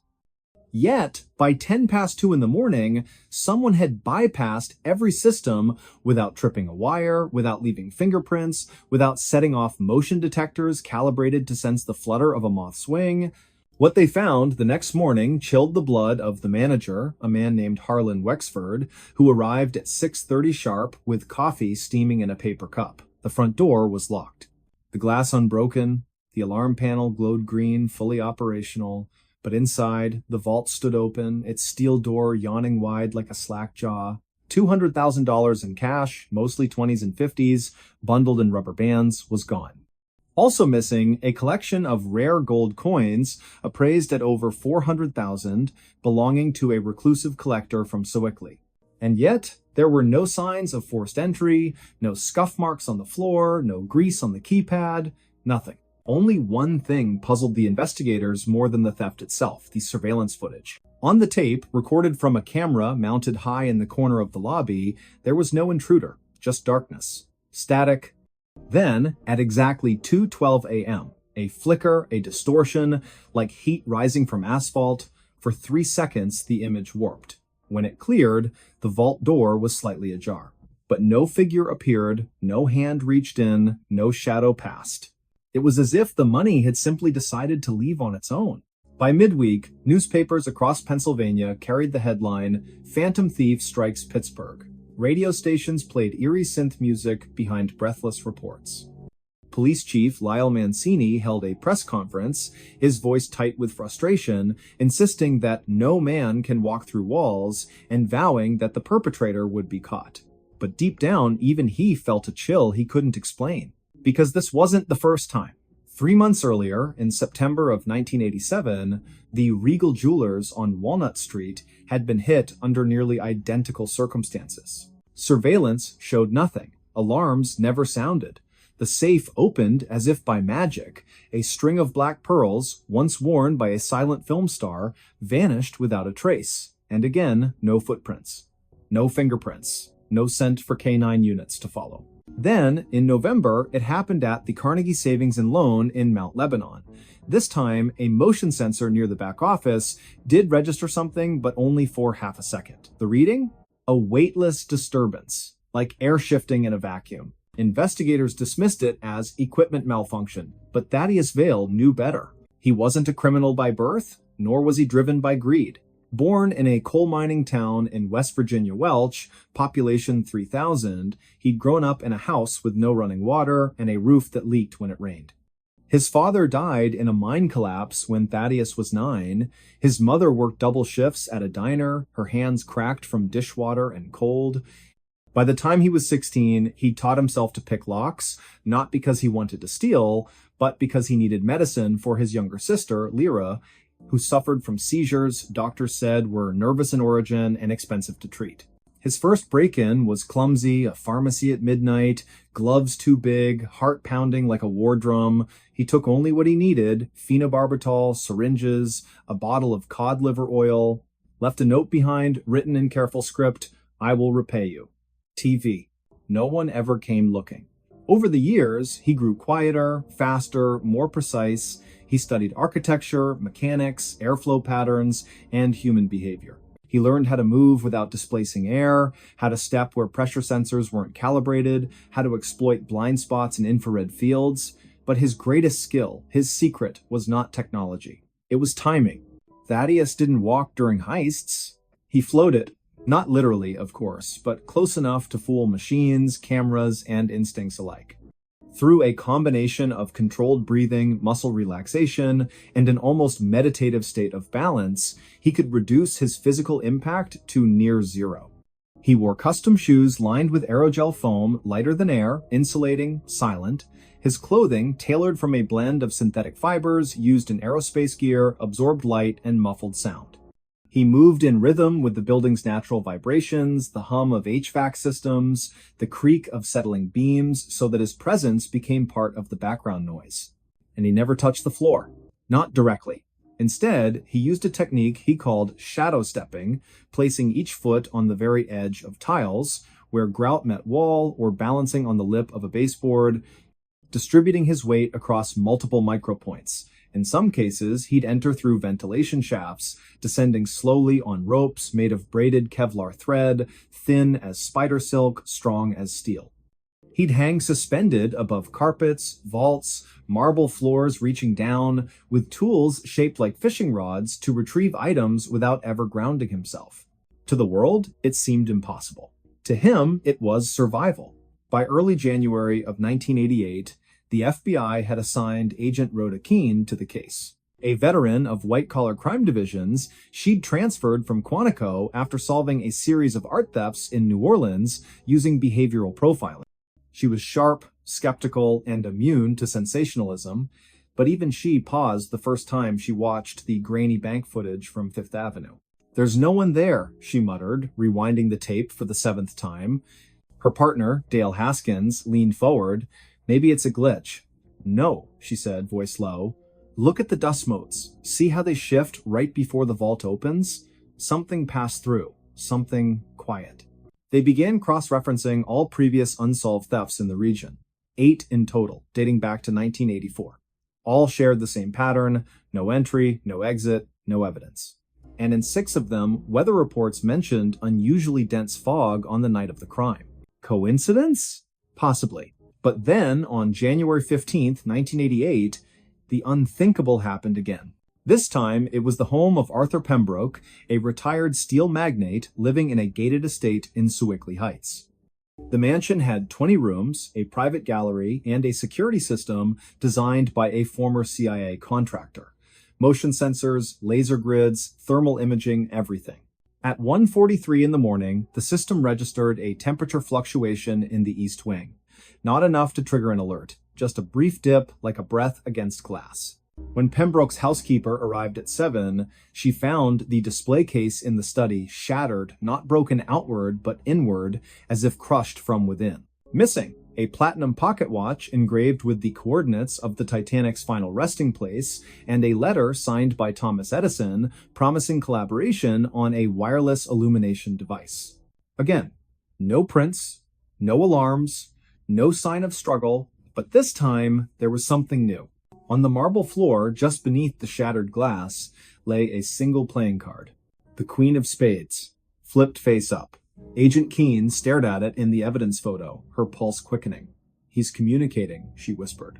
Haskins frowned. With whom? With us, she said. Or maybe with someone else. She ordered a full forensic sweep of all prior crime scenes, anything left behind, no matter how insignificant.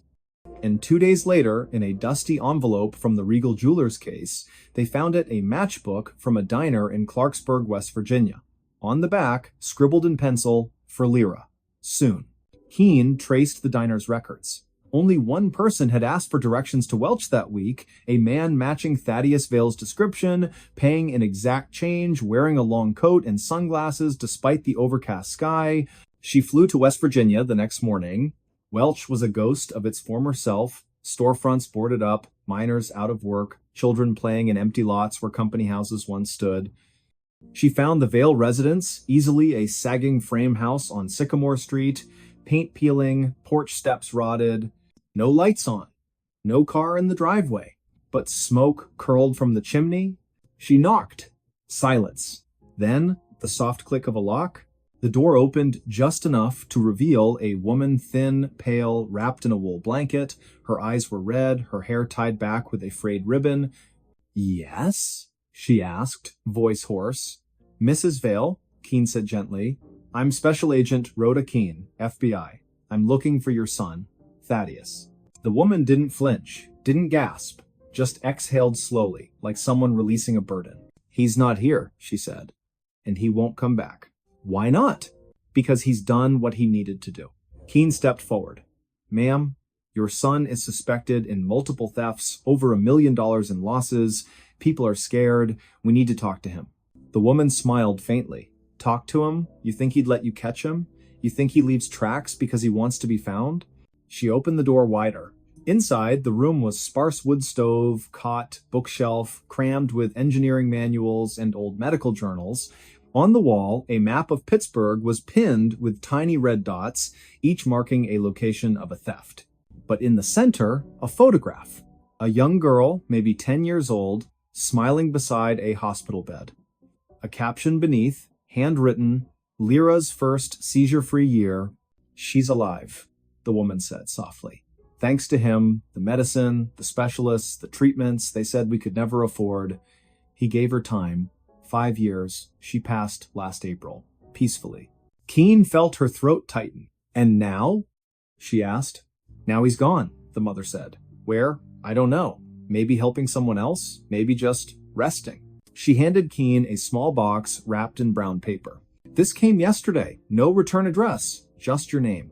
Keene opened it. Inside, the Edison letter, the Titanic watch, and a note on thin stationery. Return these. They were borrowed. T.V. No arrest warrant was ever served, no trial convened. The FBI closed the case in March of 1988, citing insufficient evidence and lack of identifiable suspect. The media moved on. The public forgot. But in quiet corners among locksmiths, security consultants, and urban legends whispered in police academies, Thaddeus Vale became myth. They say he still moves. On nights when fog rolls in from the rivers, when the wind carries the scent of coal and frost, some claim to see a figure drifting past windows, never casting a shadow, never making a sound. They say he doesn't steal anymore. They say he helps. A wallet returned to a college student who lost it on the tee. A stack of bills slipped under the door of a family facing eviction. A prescription filled anonymously at a pharmacy in McKeesport.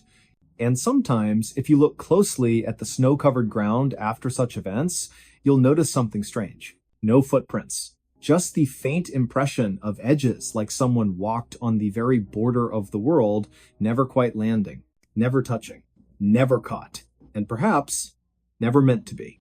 Ohio's Vanishing Room legend turned out to be a crime scene. In the quiet, rolling hills of southeastern Ohio, where the trees grow thick and the fog clings to the valley long after sunrise, there stands an old farmhouse just off State Route 327, near the unincorporated community of Gloucester.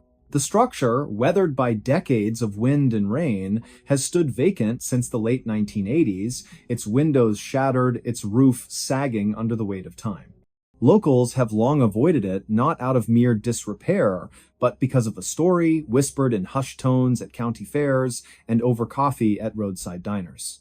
They call it the Vanishing Room, a place said to swallow people whole, never to be seen again. For years, it was dismissed as folklore, a ghost tale spun to scare children from wandering too far into the woods. But in the autumn of 2017, when a young man named Thaddeus Mallory disappeared without a trace, the legend took a chilling turn, because what investigators found behind those crumbling walls wasn't a myth, it was a crime scene. Before we begin, tell me, where are you listening from and what time is it there? It was on a crisp morning in early October, the kind where the air smells faintly of damp leaves and wood smoke curls from distant chimneys, that Sheriff Elias Crane received the call. A missing person report had been filed by the elderly aunt of Thaddeus Mallory, a 23-year-old aspiring photographer from Athens, Ohio. Thaddeus had told her he was going to explore some abandoned properties for a photo series titled Forgotten Corners. His last known message, sent via text at 6:47 in the evening on October 3rd, read, "Found something strange at the Gloucester house. The back room doesn't match the floor plan. Walls feel wrong." Then, silence. Sheriff Crane, a man with 31 years on the force and a face lined by both sun and sorrow, knew the Gloucester house by reputation only.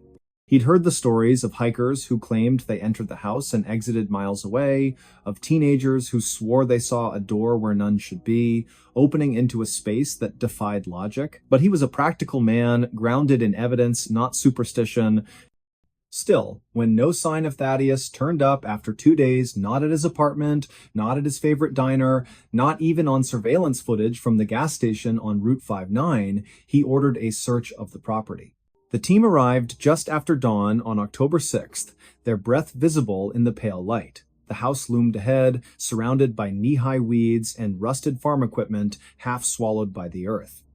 Deputy Marlowe, a rookie with nerves tighter than a snare drum, led the way, flashlight trembling slightly in his grip. The front door groaned open with a sound like a dying animal, releasing a wave of cold, stale air that carried the scent of mildew and something sharper, something metallic. Inside, the house was eerily intact. Dust coated every surface, but there were no signs of forced entry, no broken furniture, no struggle. It was as if time had simply stopped. Photographs still hung crooked on the walls, a calendar from 1986 frozen on the month of July. Sheriff Crane moved through the kitchen, then the parlor, calling out Thaddeus's name, his voice echoing through the hollow rooms. Nothing answered. Then they reached the hallway. It was here that things began to feel off. The corridor seemed longer than it should have been, stretching farther than the exterior walls allowed.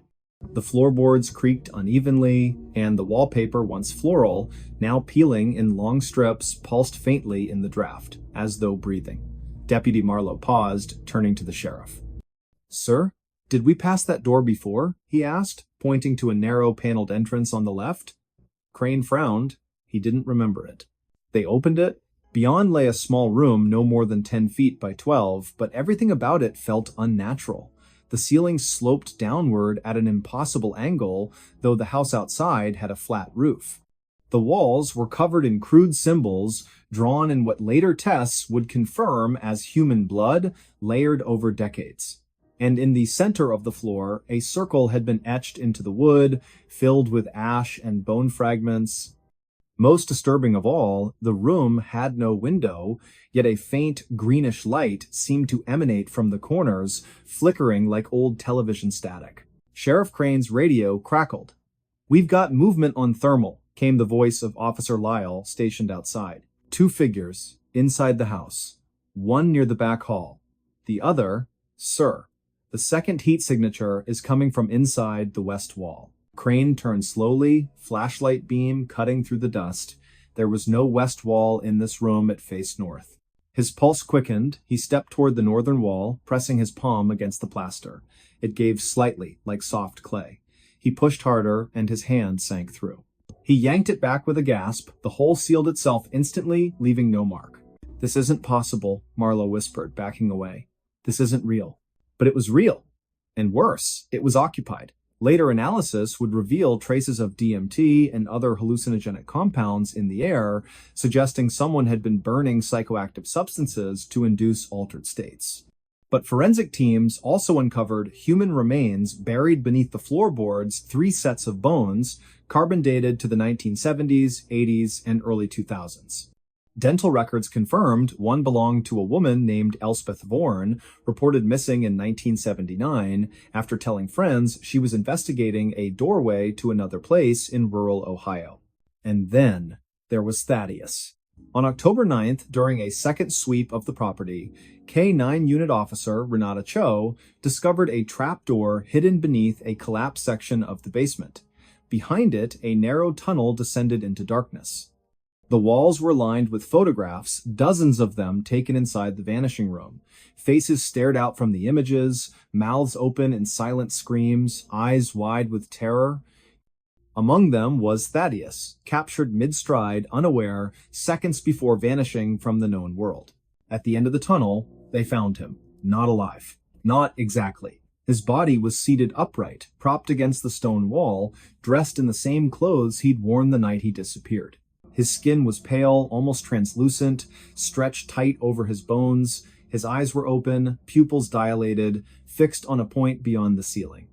In his lap lay a leather-bound journal filled with frantic handwriting, sketches of shifting corridors, spiraling staircases leading nowhere, and repeated phrases, "It watches, it learns.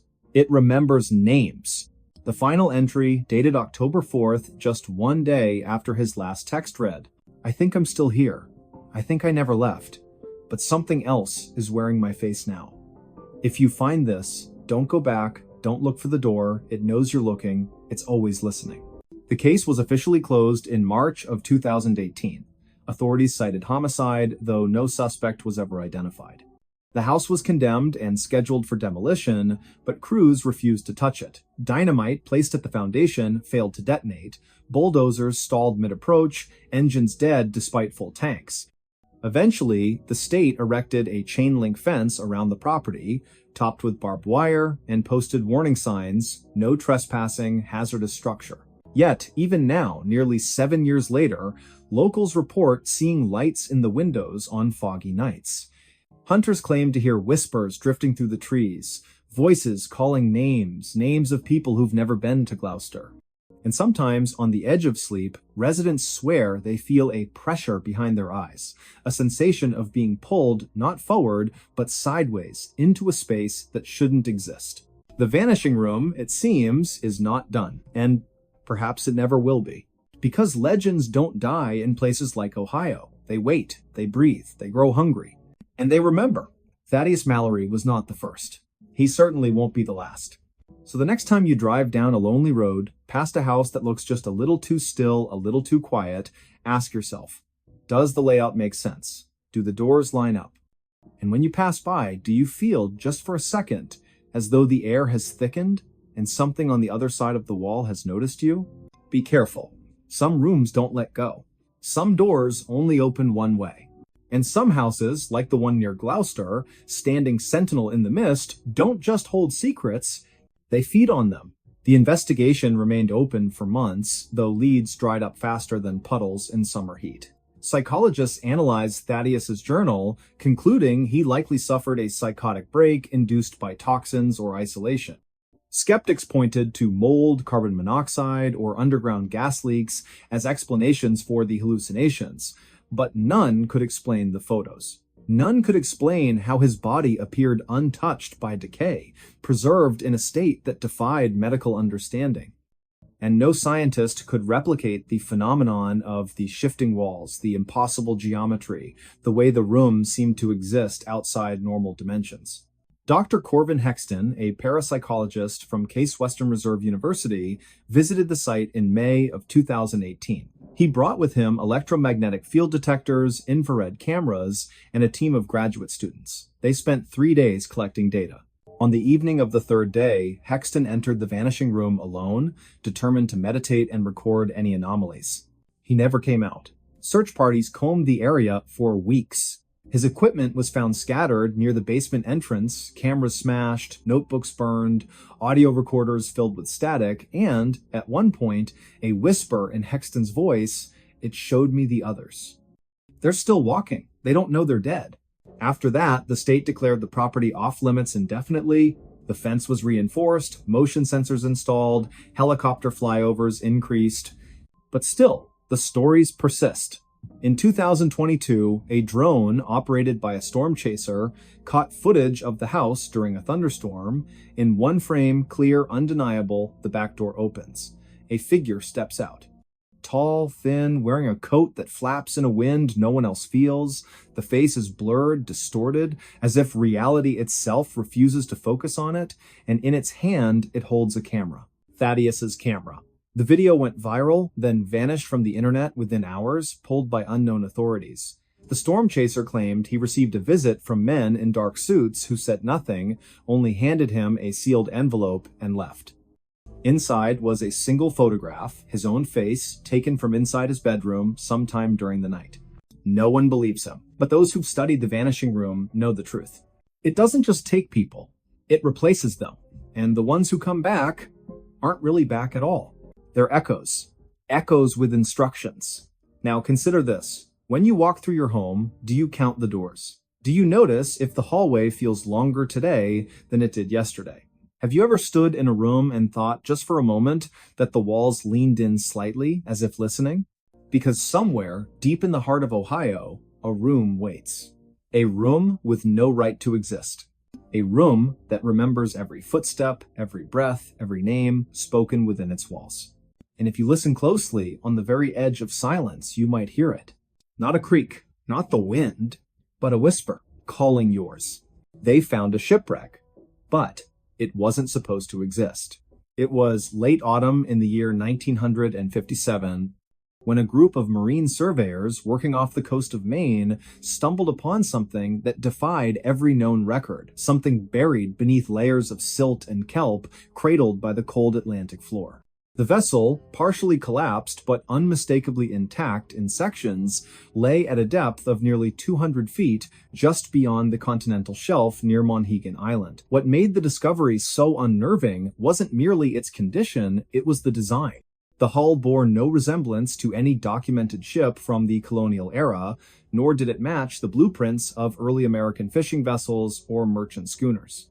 Its structure was sleek, almost futuristic for its time, with riveted plating arranged in an unusual spiral pattern and portholes shaped like ovals rather than circles. Most peculiar of all, there were no markings, no name, no registry number, nothing to suggest where it came from or who had sailed her. Before we begin, tell me, where are you listening from and what time is it there? The team, led by Silas Thorne, a wiry, weather-beaten oceanographer with salt-crusted boots and a permanent squint from years spent scanning horizons, had been mapping the seabed for potential oil deposits when their sonar picked up an anomaly. At first, they assumed it was a submerged rock formation, perhaps an ancient glacial deposit left behind by retreating ice sheets. But as the remote-operated camera descended through the murky water, the image on the monitor shifted from shadow to shape and then, suddenly, into undeniable form. A ship. Not just any ship, but one that looked as though it had been placed there deliberately, like a secret meant to stay hidden. Silas leaned forward in his chair aboard the research vessel Auriga, his breath catching in his throat. "Back it up," he said, voice low, almost reverent.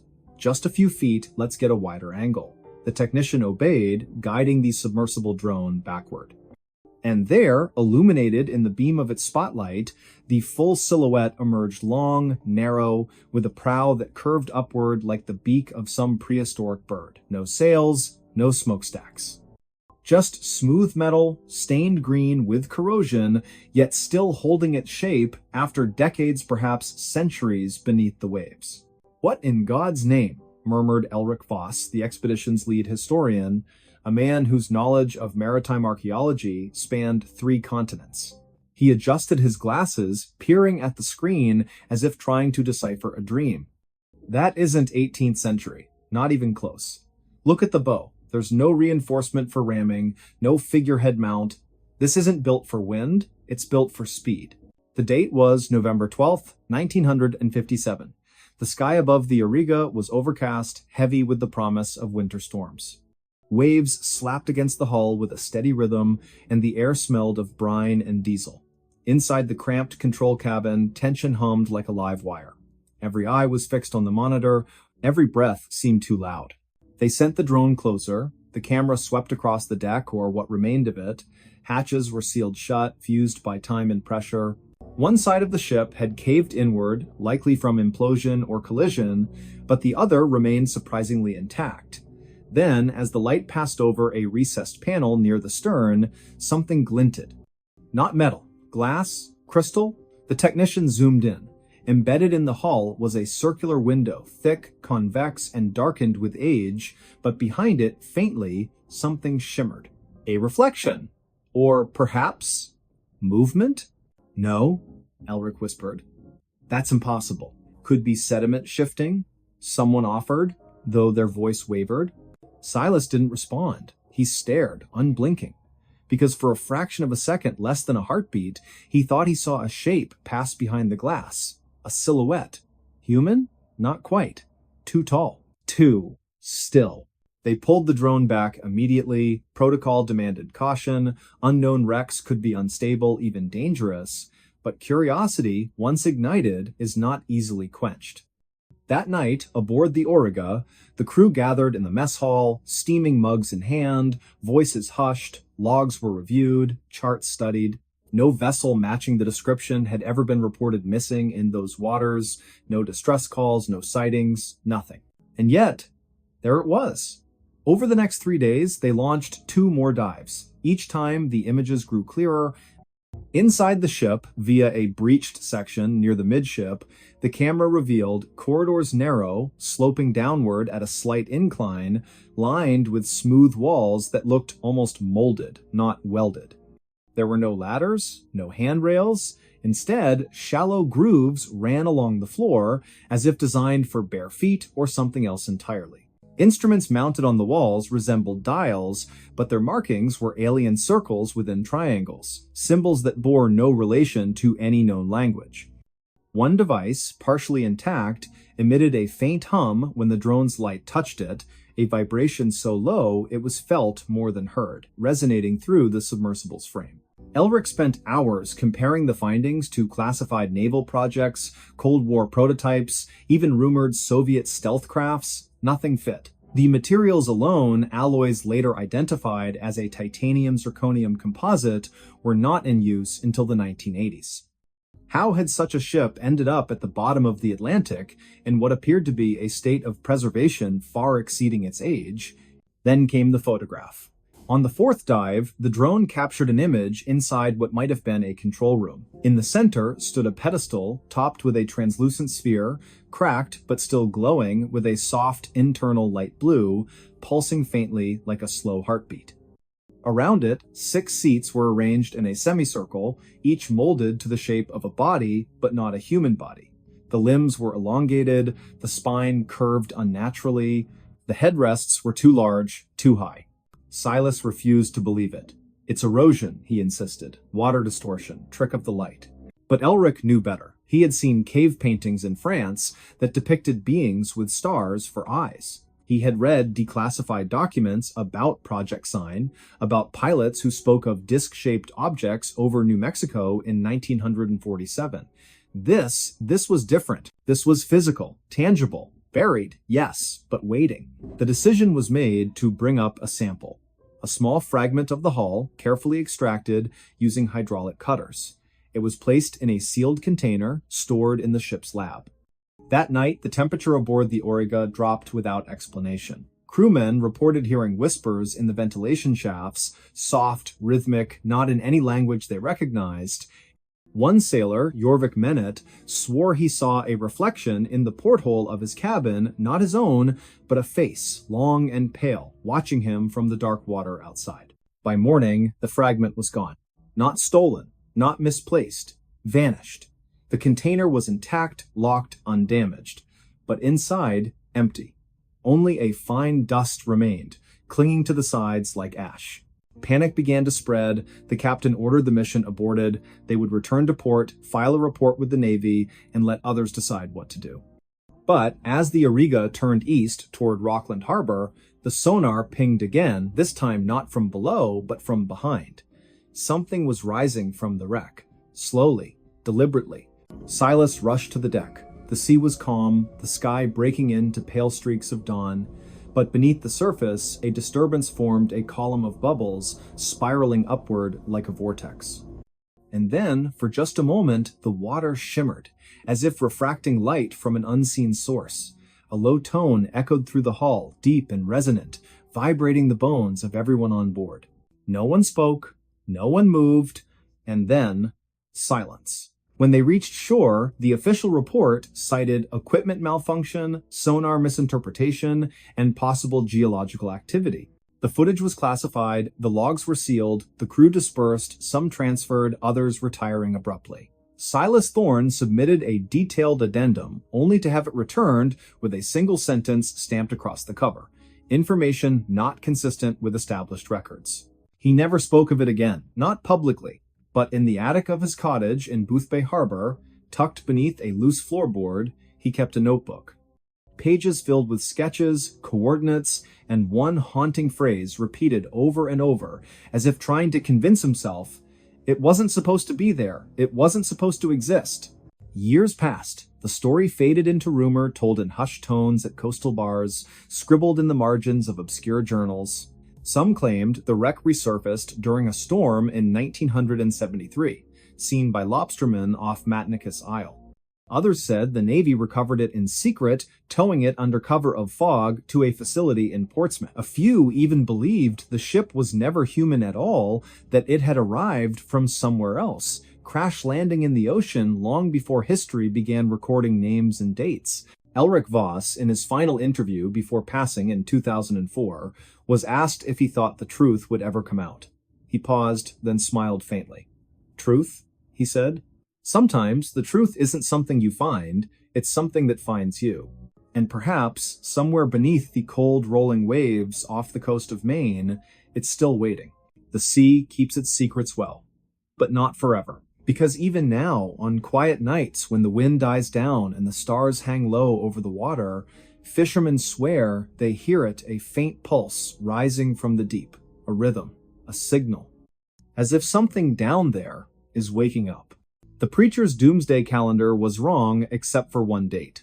In the quiet town of Harlan, nestled deep within the Appalachian foothills of eastern Kentucky, a man named Thaddeus Vale once stood atop a rusted grain silo on the edge of an abandoned farm, his arms outstretched beneath a bruised twilight sky.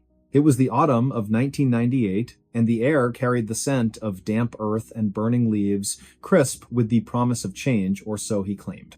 Clad in a long charcoal-colored coat that fluttered like crow's wings in the wind, Thaddeus held aloft a leather-bound journal, its pages filled with intricate diagrams, celestial alignments, and what he called the true calendar of divine reckoning.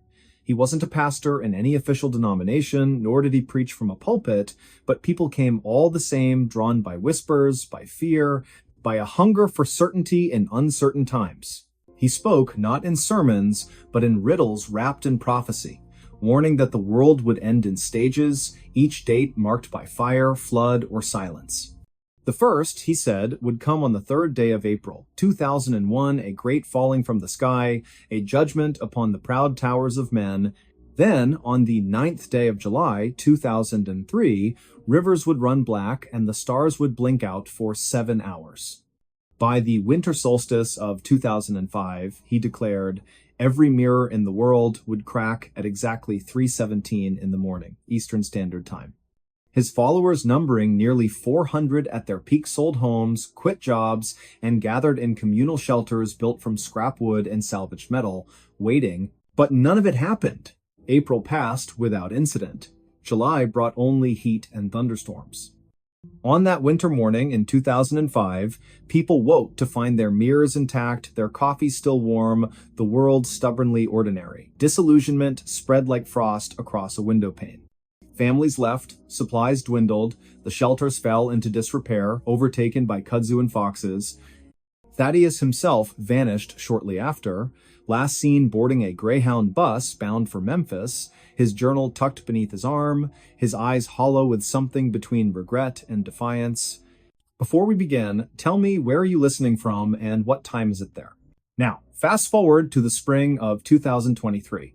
A young archivist named Elowyn Price, originally from Asheville, North Carolina, though raised mostly in rural Ohio, was sorting through a donation box at the Ossuary Archive in Lexington, a little-known repository for forgotten religious texts and apocalyptic ephemera. Among crumbling pamphlets and hand-drawn star charts, she found it. Thaddeus Vale's journal, its spine cracked, its pages brittle as dried petals.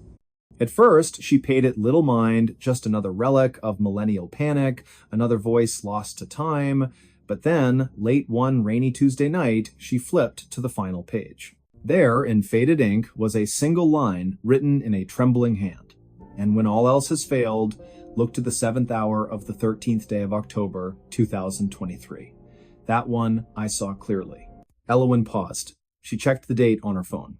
October 13th, 2023, exactly 1 week away. She told no one at first. Not her supervisor, Dr. Calix Renner, a stern man with wire-rimmed glasses who believed fervently in cataloging, not interpreting. Not even her roommate, a folk musician named Jory, who played a battered upright bass and claimed to speak in dreams with dead jazz trumpeters. But she couldn't let it go. There was something about the phrasing, the specificity, the weight of it. It didn't sound like the rambling of a madman. It sounded like a confession. So she began to dig.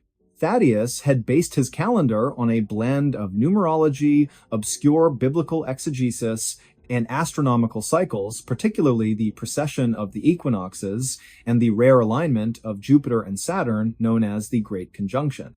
Most of his calculations were flawed, built on misreadings of ancient texts and self-invented ciphers.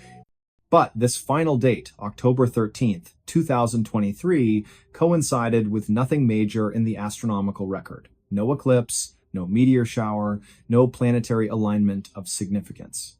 And yet Elowyn noticed something strange. On that exact day, at precisely 7 o'clock in the evening Eastern Daylight Time, the moon would be at perigee, the closest point to Earth in its orbit, and positioned directly over the central United States. At that moment, the sun would have just set in Harlan, Kentucky. Coincidence? Perhaps. But then she found a second clue. Buried in an old police report from November of 2005, a year after Thaddeus disappeared, a deputy in Harlan County mentioned investigating a small fire at the remains of one of the doomsday shelters. Inside, scorched but legible, was a chalkboard with the same date, October 13th, 2023. Beneath it, someone had written, "It isn't destruction, it's remembrance." Elowyn's breath caught. She booked a train to Harlan. The journey took nearly 10 hours, winding through the Blue Ridge Mountains, past coal towns with sagging porches, and churches painted white with peeling trim. When she arrived, the air was thick with the smell of pine and distant rain. Autumn had already begun to paint the hills in amber and rust. She checked into a modest inn called the Hollow Pines Motel, room number 6, where the heater rattled and the curtains smelled faintly of mildew.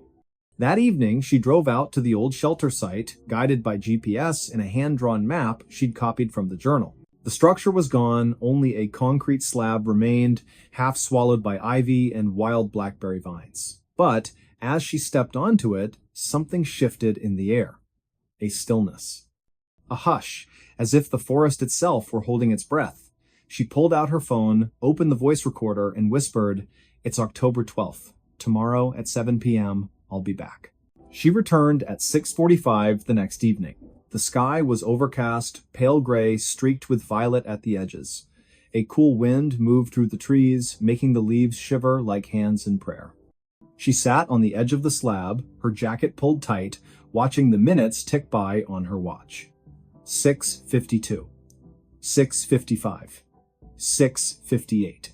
At 6:59, the wind stopped. Not gradually, not fading. It ceased as if cut by a blade. Silence pressed down, thick and unnatural. No birds, no crickets. Even the distant hum of a highway seemed to vanish. Her pulse quickened. She glanced around, half expecting shadows to move on their own. Then, at exactly 7 p.m., a single tone echoed through the valley, low, resonant, like a bell struck deep underground. It lasted only 3 seconds, then faded, and just as quickly, the wind returned, rustling the branches, breaking the stillness. Elowen stood frozen, her skin prickled. She reached into her bag and pulled out a portable spectrum analyzer she'd borrowed from a physics professor friend, something meant to detect electromagnetic anomalies. To her astonishment, it had recorded a brief spike in low-frequency waves at exactly 7 o'clock frequency, matching no known natural source, and lasting precisely 2.8 seconds. She stared at the screen, heart pounding. Was it man-made, a military test, a geological event, or was it impossibly something else? She spent the next 6 months chasing answers. She interviewed elderly locals who remembered Thaddeus Vale, some with reverence, others with scorn. One woman, Mavis Cray, who had been 16 when the shelters were built, recalled seeing Thaddeus standing alone at midnight on New Year's Eve, 2000, staring at the stars and weeping. He kept saying, "I got most of it wrong, but one day I saw it clear." Another man, a retired geologist named Silas Tovey, confirmed that the region sat atop a network of ancient quartz veins, minerals known to amplify electromagnetic signals under certain conditions. Could Thaddeus have known? Had he discovered something by accident, by vision, by madness that science had yet to explain? Elowen published her findings in a small academic journal, careful not to claim proof, only possibility. She titled it Anomalous Temporal Events and the Psychology of Prophetic Failure. It garnered little attention except from one person. A letter arrived at the archive 6 weeks later, postmarked from Boise, Idaho. No return address. Inside, a single sheet of paper, typewritten, "You were there. I saw you on the slab. You heard it too. I've waited 20 years. He told me it would happen only once. Only for those who believed enough to doubt. Tell me, did you feel it?" Not sound, not vibration, but memory, as if the world remembered something it had forgotten. No signature. Just that.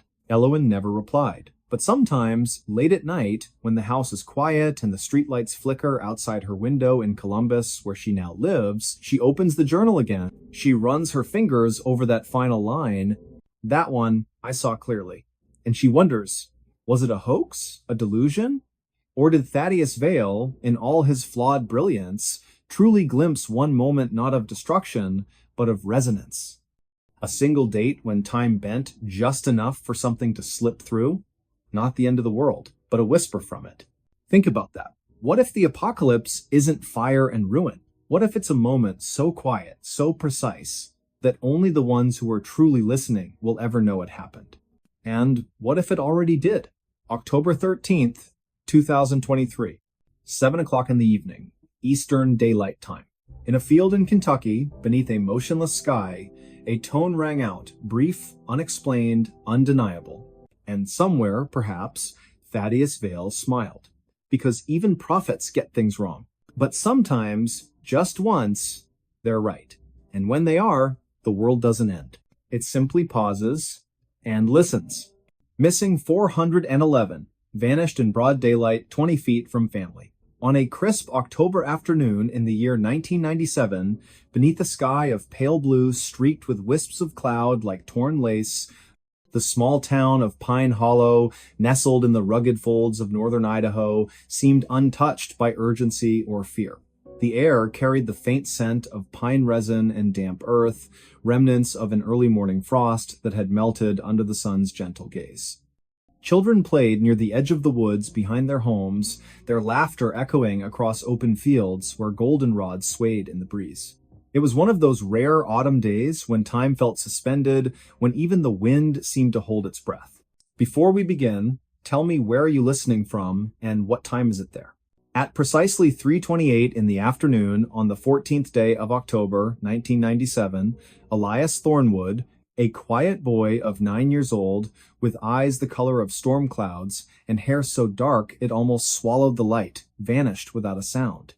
He wasn't taken from a dark alley, nor snatched during a thunderstorm, nor lured into the shadows by a stranger with hollow promises. No, he disappeared in broad daylight, just 20 feet from where his family stood, gathered in their backyard for a simple Sunday gathering. The Thornwoods lived in a modest 2-story cedar house at the end of Hemlock Lane, a gravel road fringed by towering pines and thick underbrush.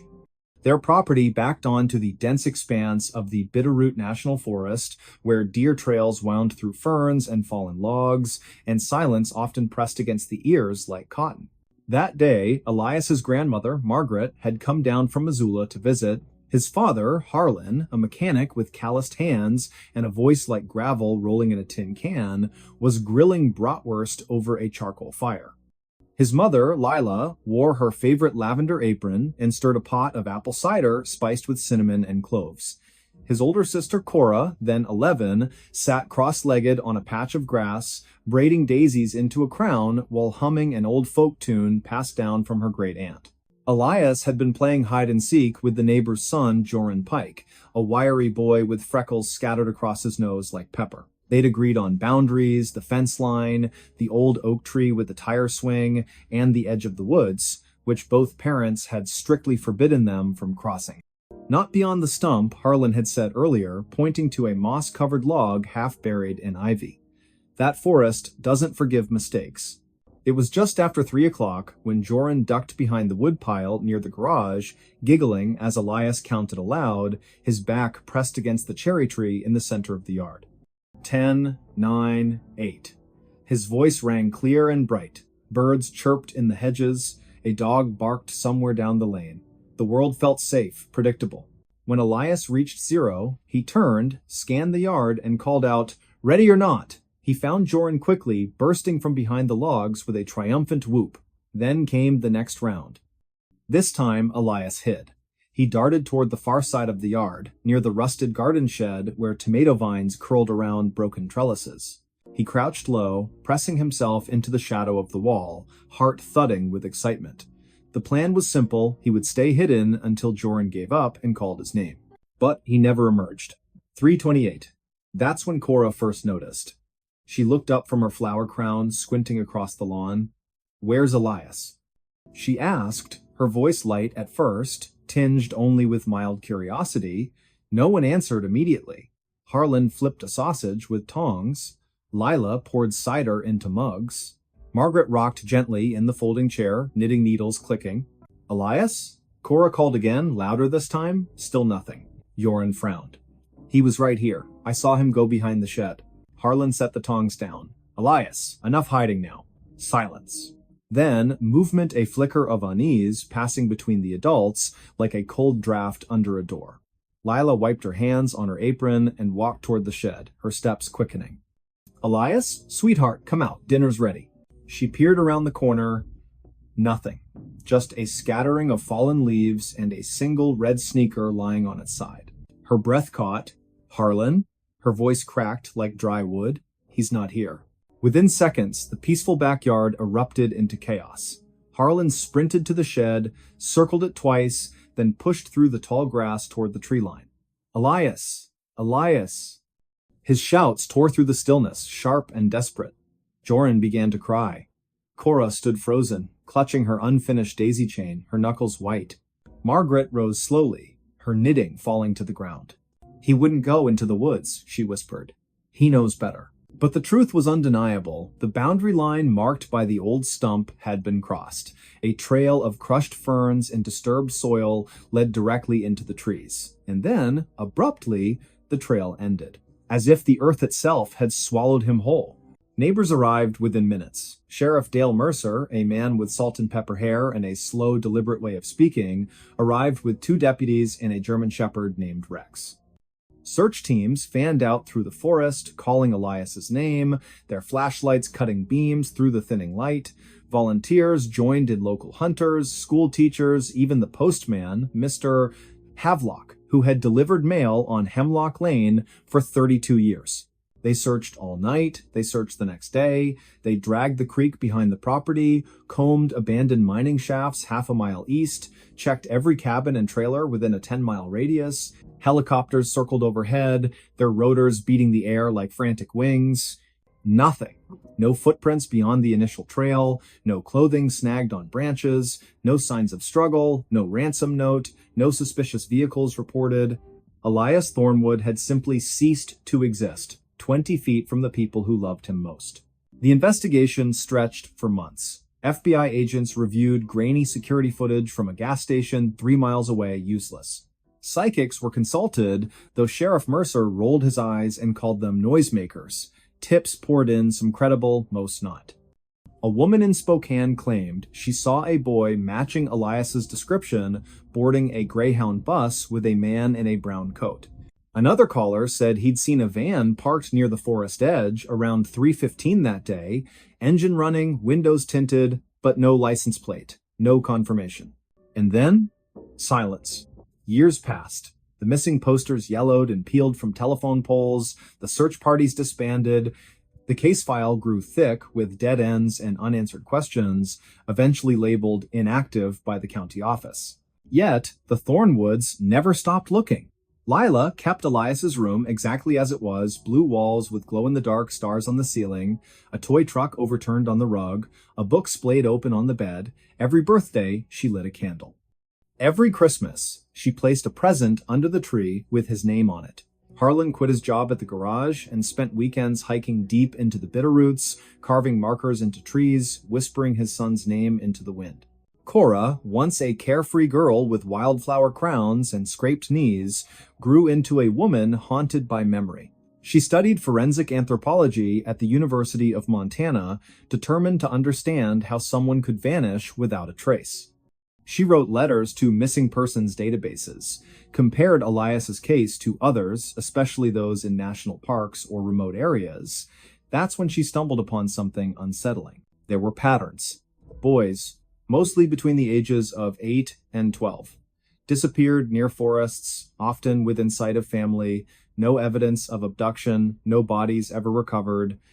Cases scattered across different states, Montana, Colorado, New Hampshire, West Virginia, but clustered strangely around protected wilderness areas, federal land, regions with limited surveillance. One researcher, David Paulides, had compiled dozens of these cases under a project he called Missing 411. When Cora read his work, her blood ran cold. Elias's disappearance fit the profile perfectly: daylight, proximity to family, sudden absence, lack of forensic evidence. Even the terrain matched: soft soil, dense canopy, poor cell reception. But why? What connected these children? Some theories surfaced: wild animals, though no claw marks, no remains; runaways, though none left notes or took belongings; foul play by strangers, yet no witnesses, no DNA. Others whispered about more troubling possibilities: coordinated abductions, underground networks, or something darker, something the official reports refused to acknowledge. Then came the rumors. Hunters in the Bitterroots spoke in hushed tones about figures seen deep in the woods, tall, unnaturally still, moving without sound.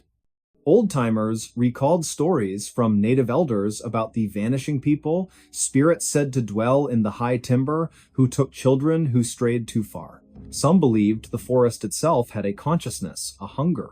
Sheriff Mercer dismissed such talk. "Grief makes people see ghosts," he said once, leaning against his cruiser outside the diner on Main Street. Truth is, sometimes bad things happen for no reason, and sometimes we never get answers. But Cora couldn't accept that. In the spring of 2016, 17 years after Elias vanished, she returned to Pine Hollow with a team of researchers and a drone equipped with thermal imaging. They scanned the forest floor, focusing on the area just beyond the stump. On the third day, the drone detected an anomaly, a shallow depression in the earth, roughly the size of a child, partially concealed by roots and moss. Soil samples revealed traces of human decomposition, but DNA testing yielded inconclusive results. Too degraded, too old. Still, it was something. That night, Cora sat on the porch of the old house, now weathered and quiet, rocking in her grandmother's chair. The stars blinked above, cold and distant. A breeze stirred the pines, whispering through the needles like voices just below hearing. And then, faintly, she heard it. A giggle, high-pitched, familiar. It came from the edge of the woods. She stood, heart hammering, eyes fixed on the darkness. "Elias?" she whispered. No answer, only the wind. But the next morning, nestled among the roots of the old oak, they found it a small wooden horse, hand-carved, one ear chipped. It had belonged to Elias. He'd carried it everywhere. It was gone the day he disappeared. Now it was back. No fingerprints, no footprints, just the toy resting on a bed of pine cones as if placed there with care. The local news picked up the story briefly. Ghostly return read one headline. Mystery deepens in cold case, said another. But soon, attention faded. Life moved on. Except for Cora. She now lives in Pine Hollow year-round, working from a home office filled with maps, photographs, and binders labeled Project Echo, her personal archive dedicated to unresolved disappearances. She gives lectures at universities, appears on podcasts, urges families to speak up, to question, to remember, and every October 14th at precisely 3:28 in the afternoon, she walks to the edge of the woods, stands at the moss-covered stump, and calls her brother's name. Sometimes, she says, the wind answers. Other times, the silence is unbearable. But she continues, because as long as one person remembers, Elias Thornwood is not truly gone. And perhaps, just perhaps, he is waiting. Waiting for someone to finally listen. To finally look not just outward into the trees, but inward into the spaces between memory and myth, where truth sometimes hides in plain sight. Like a child behind a garden shed, smiling, counting down until someone finds him, or until the forest takes another.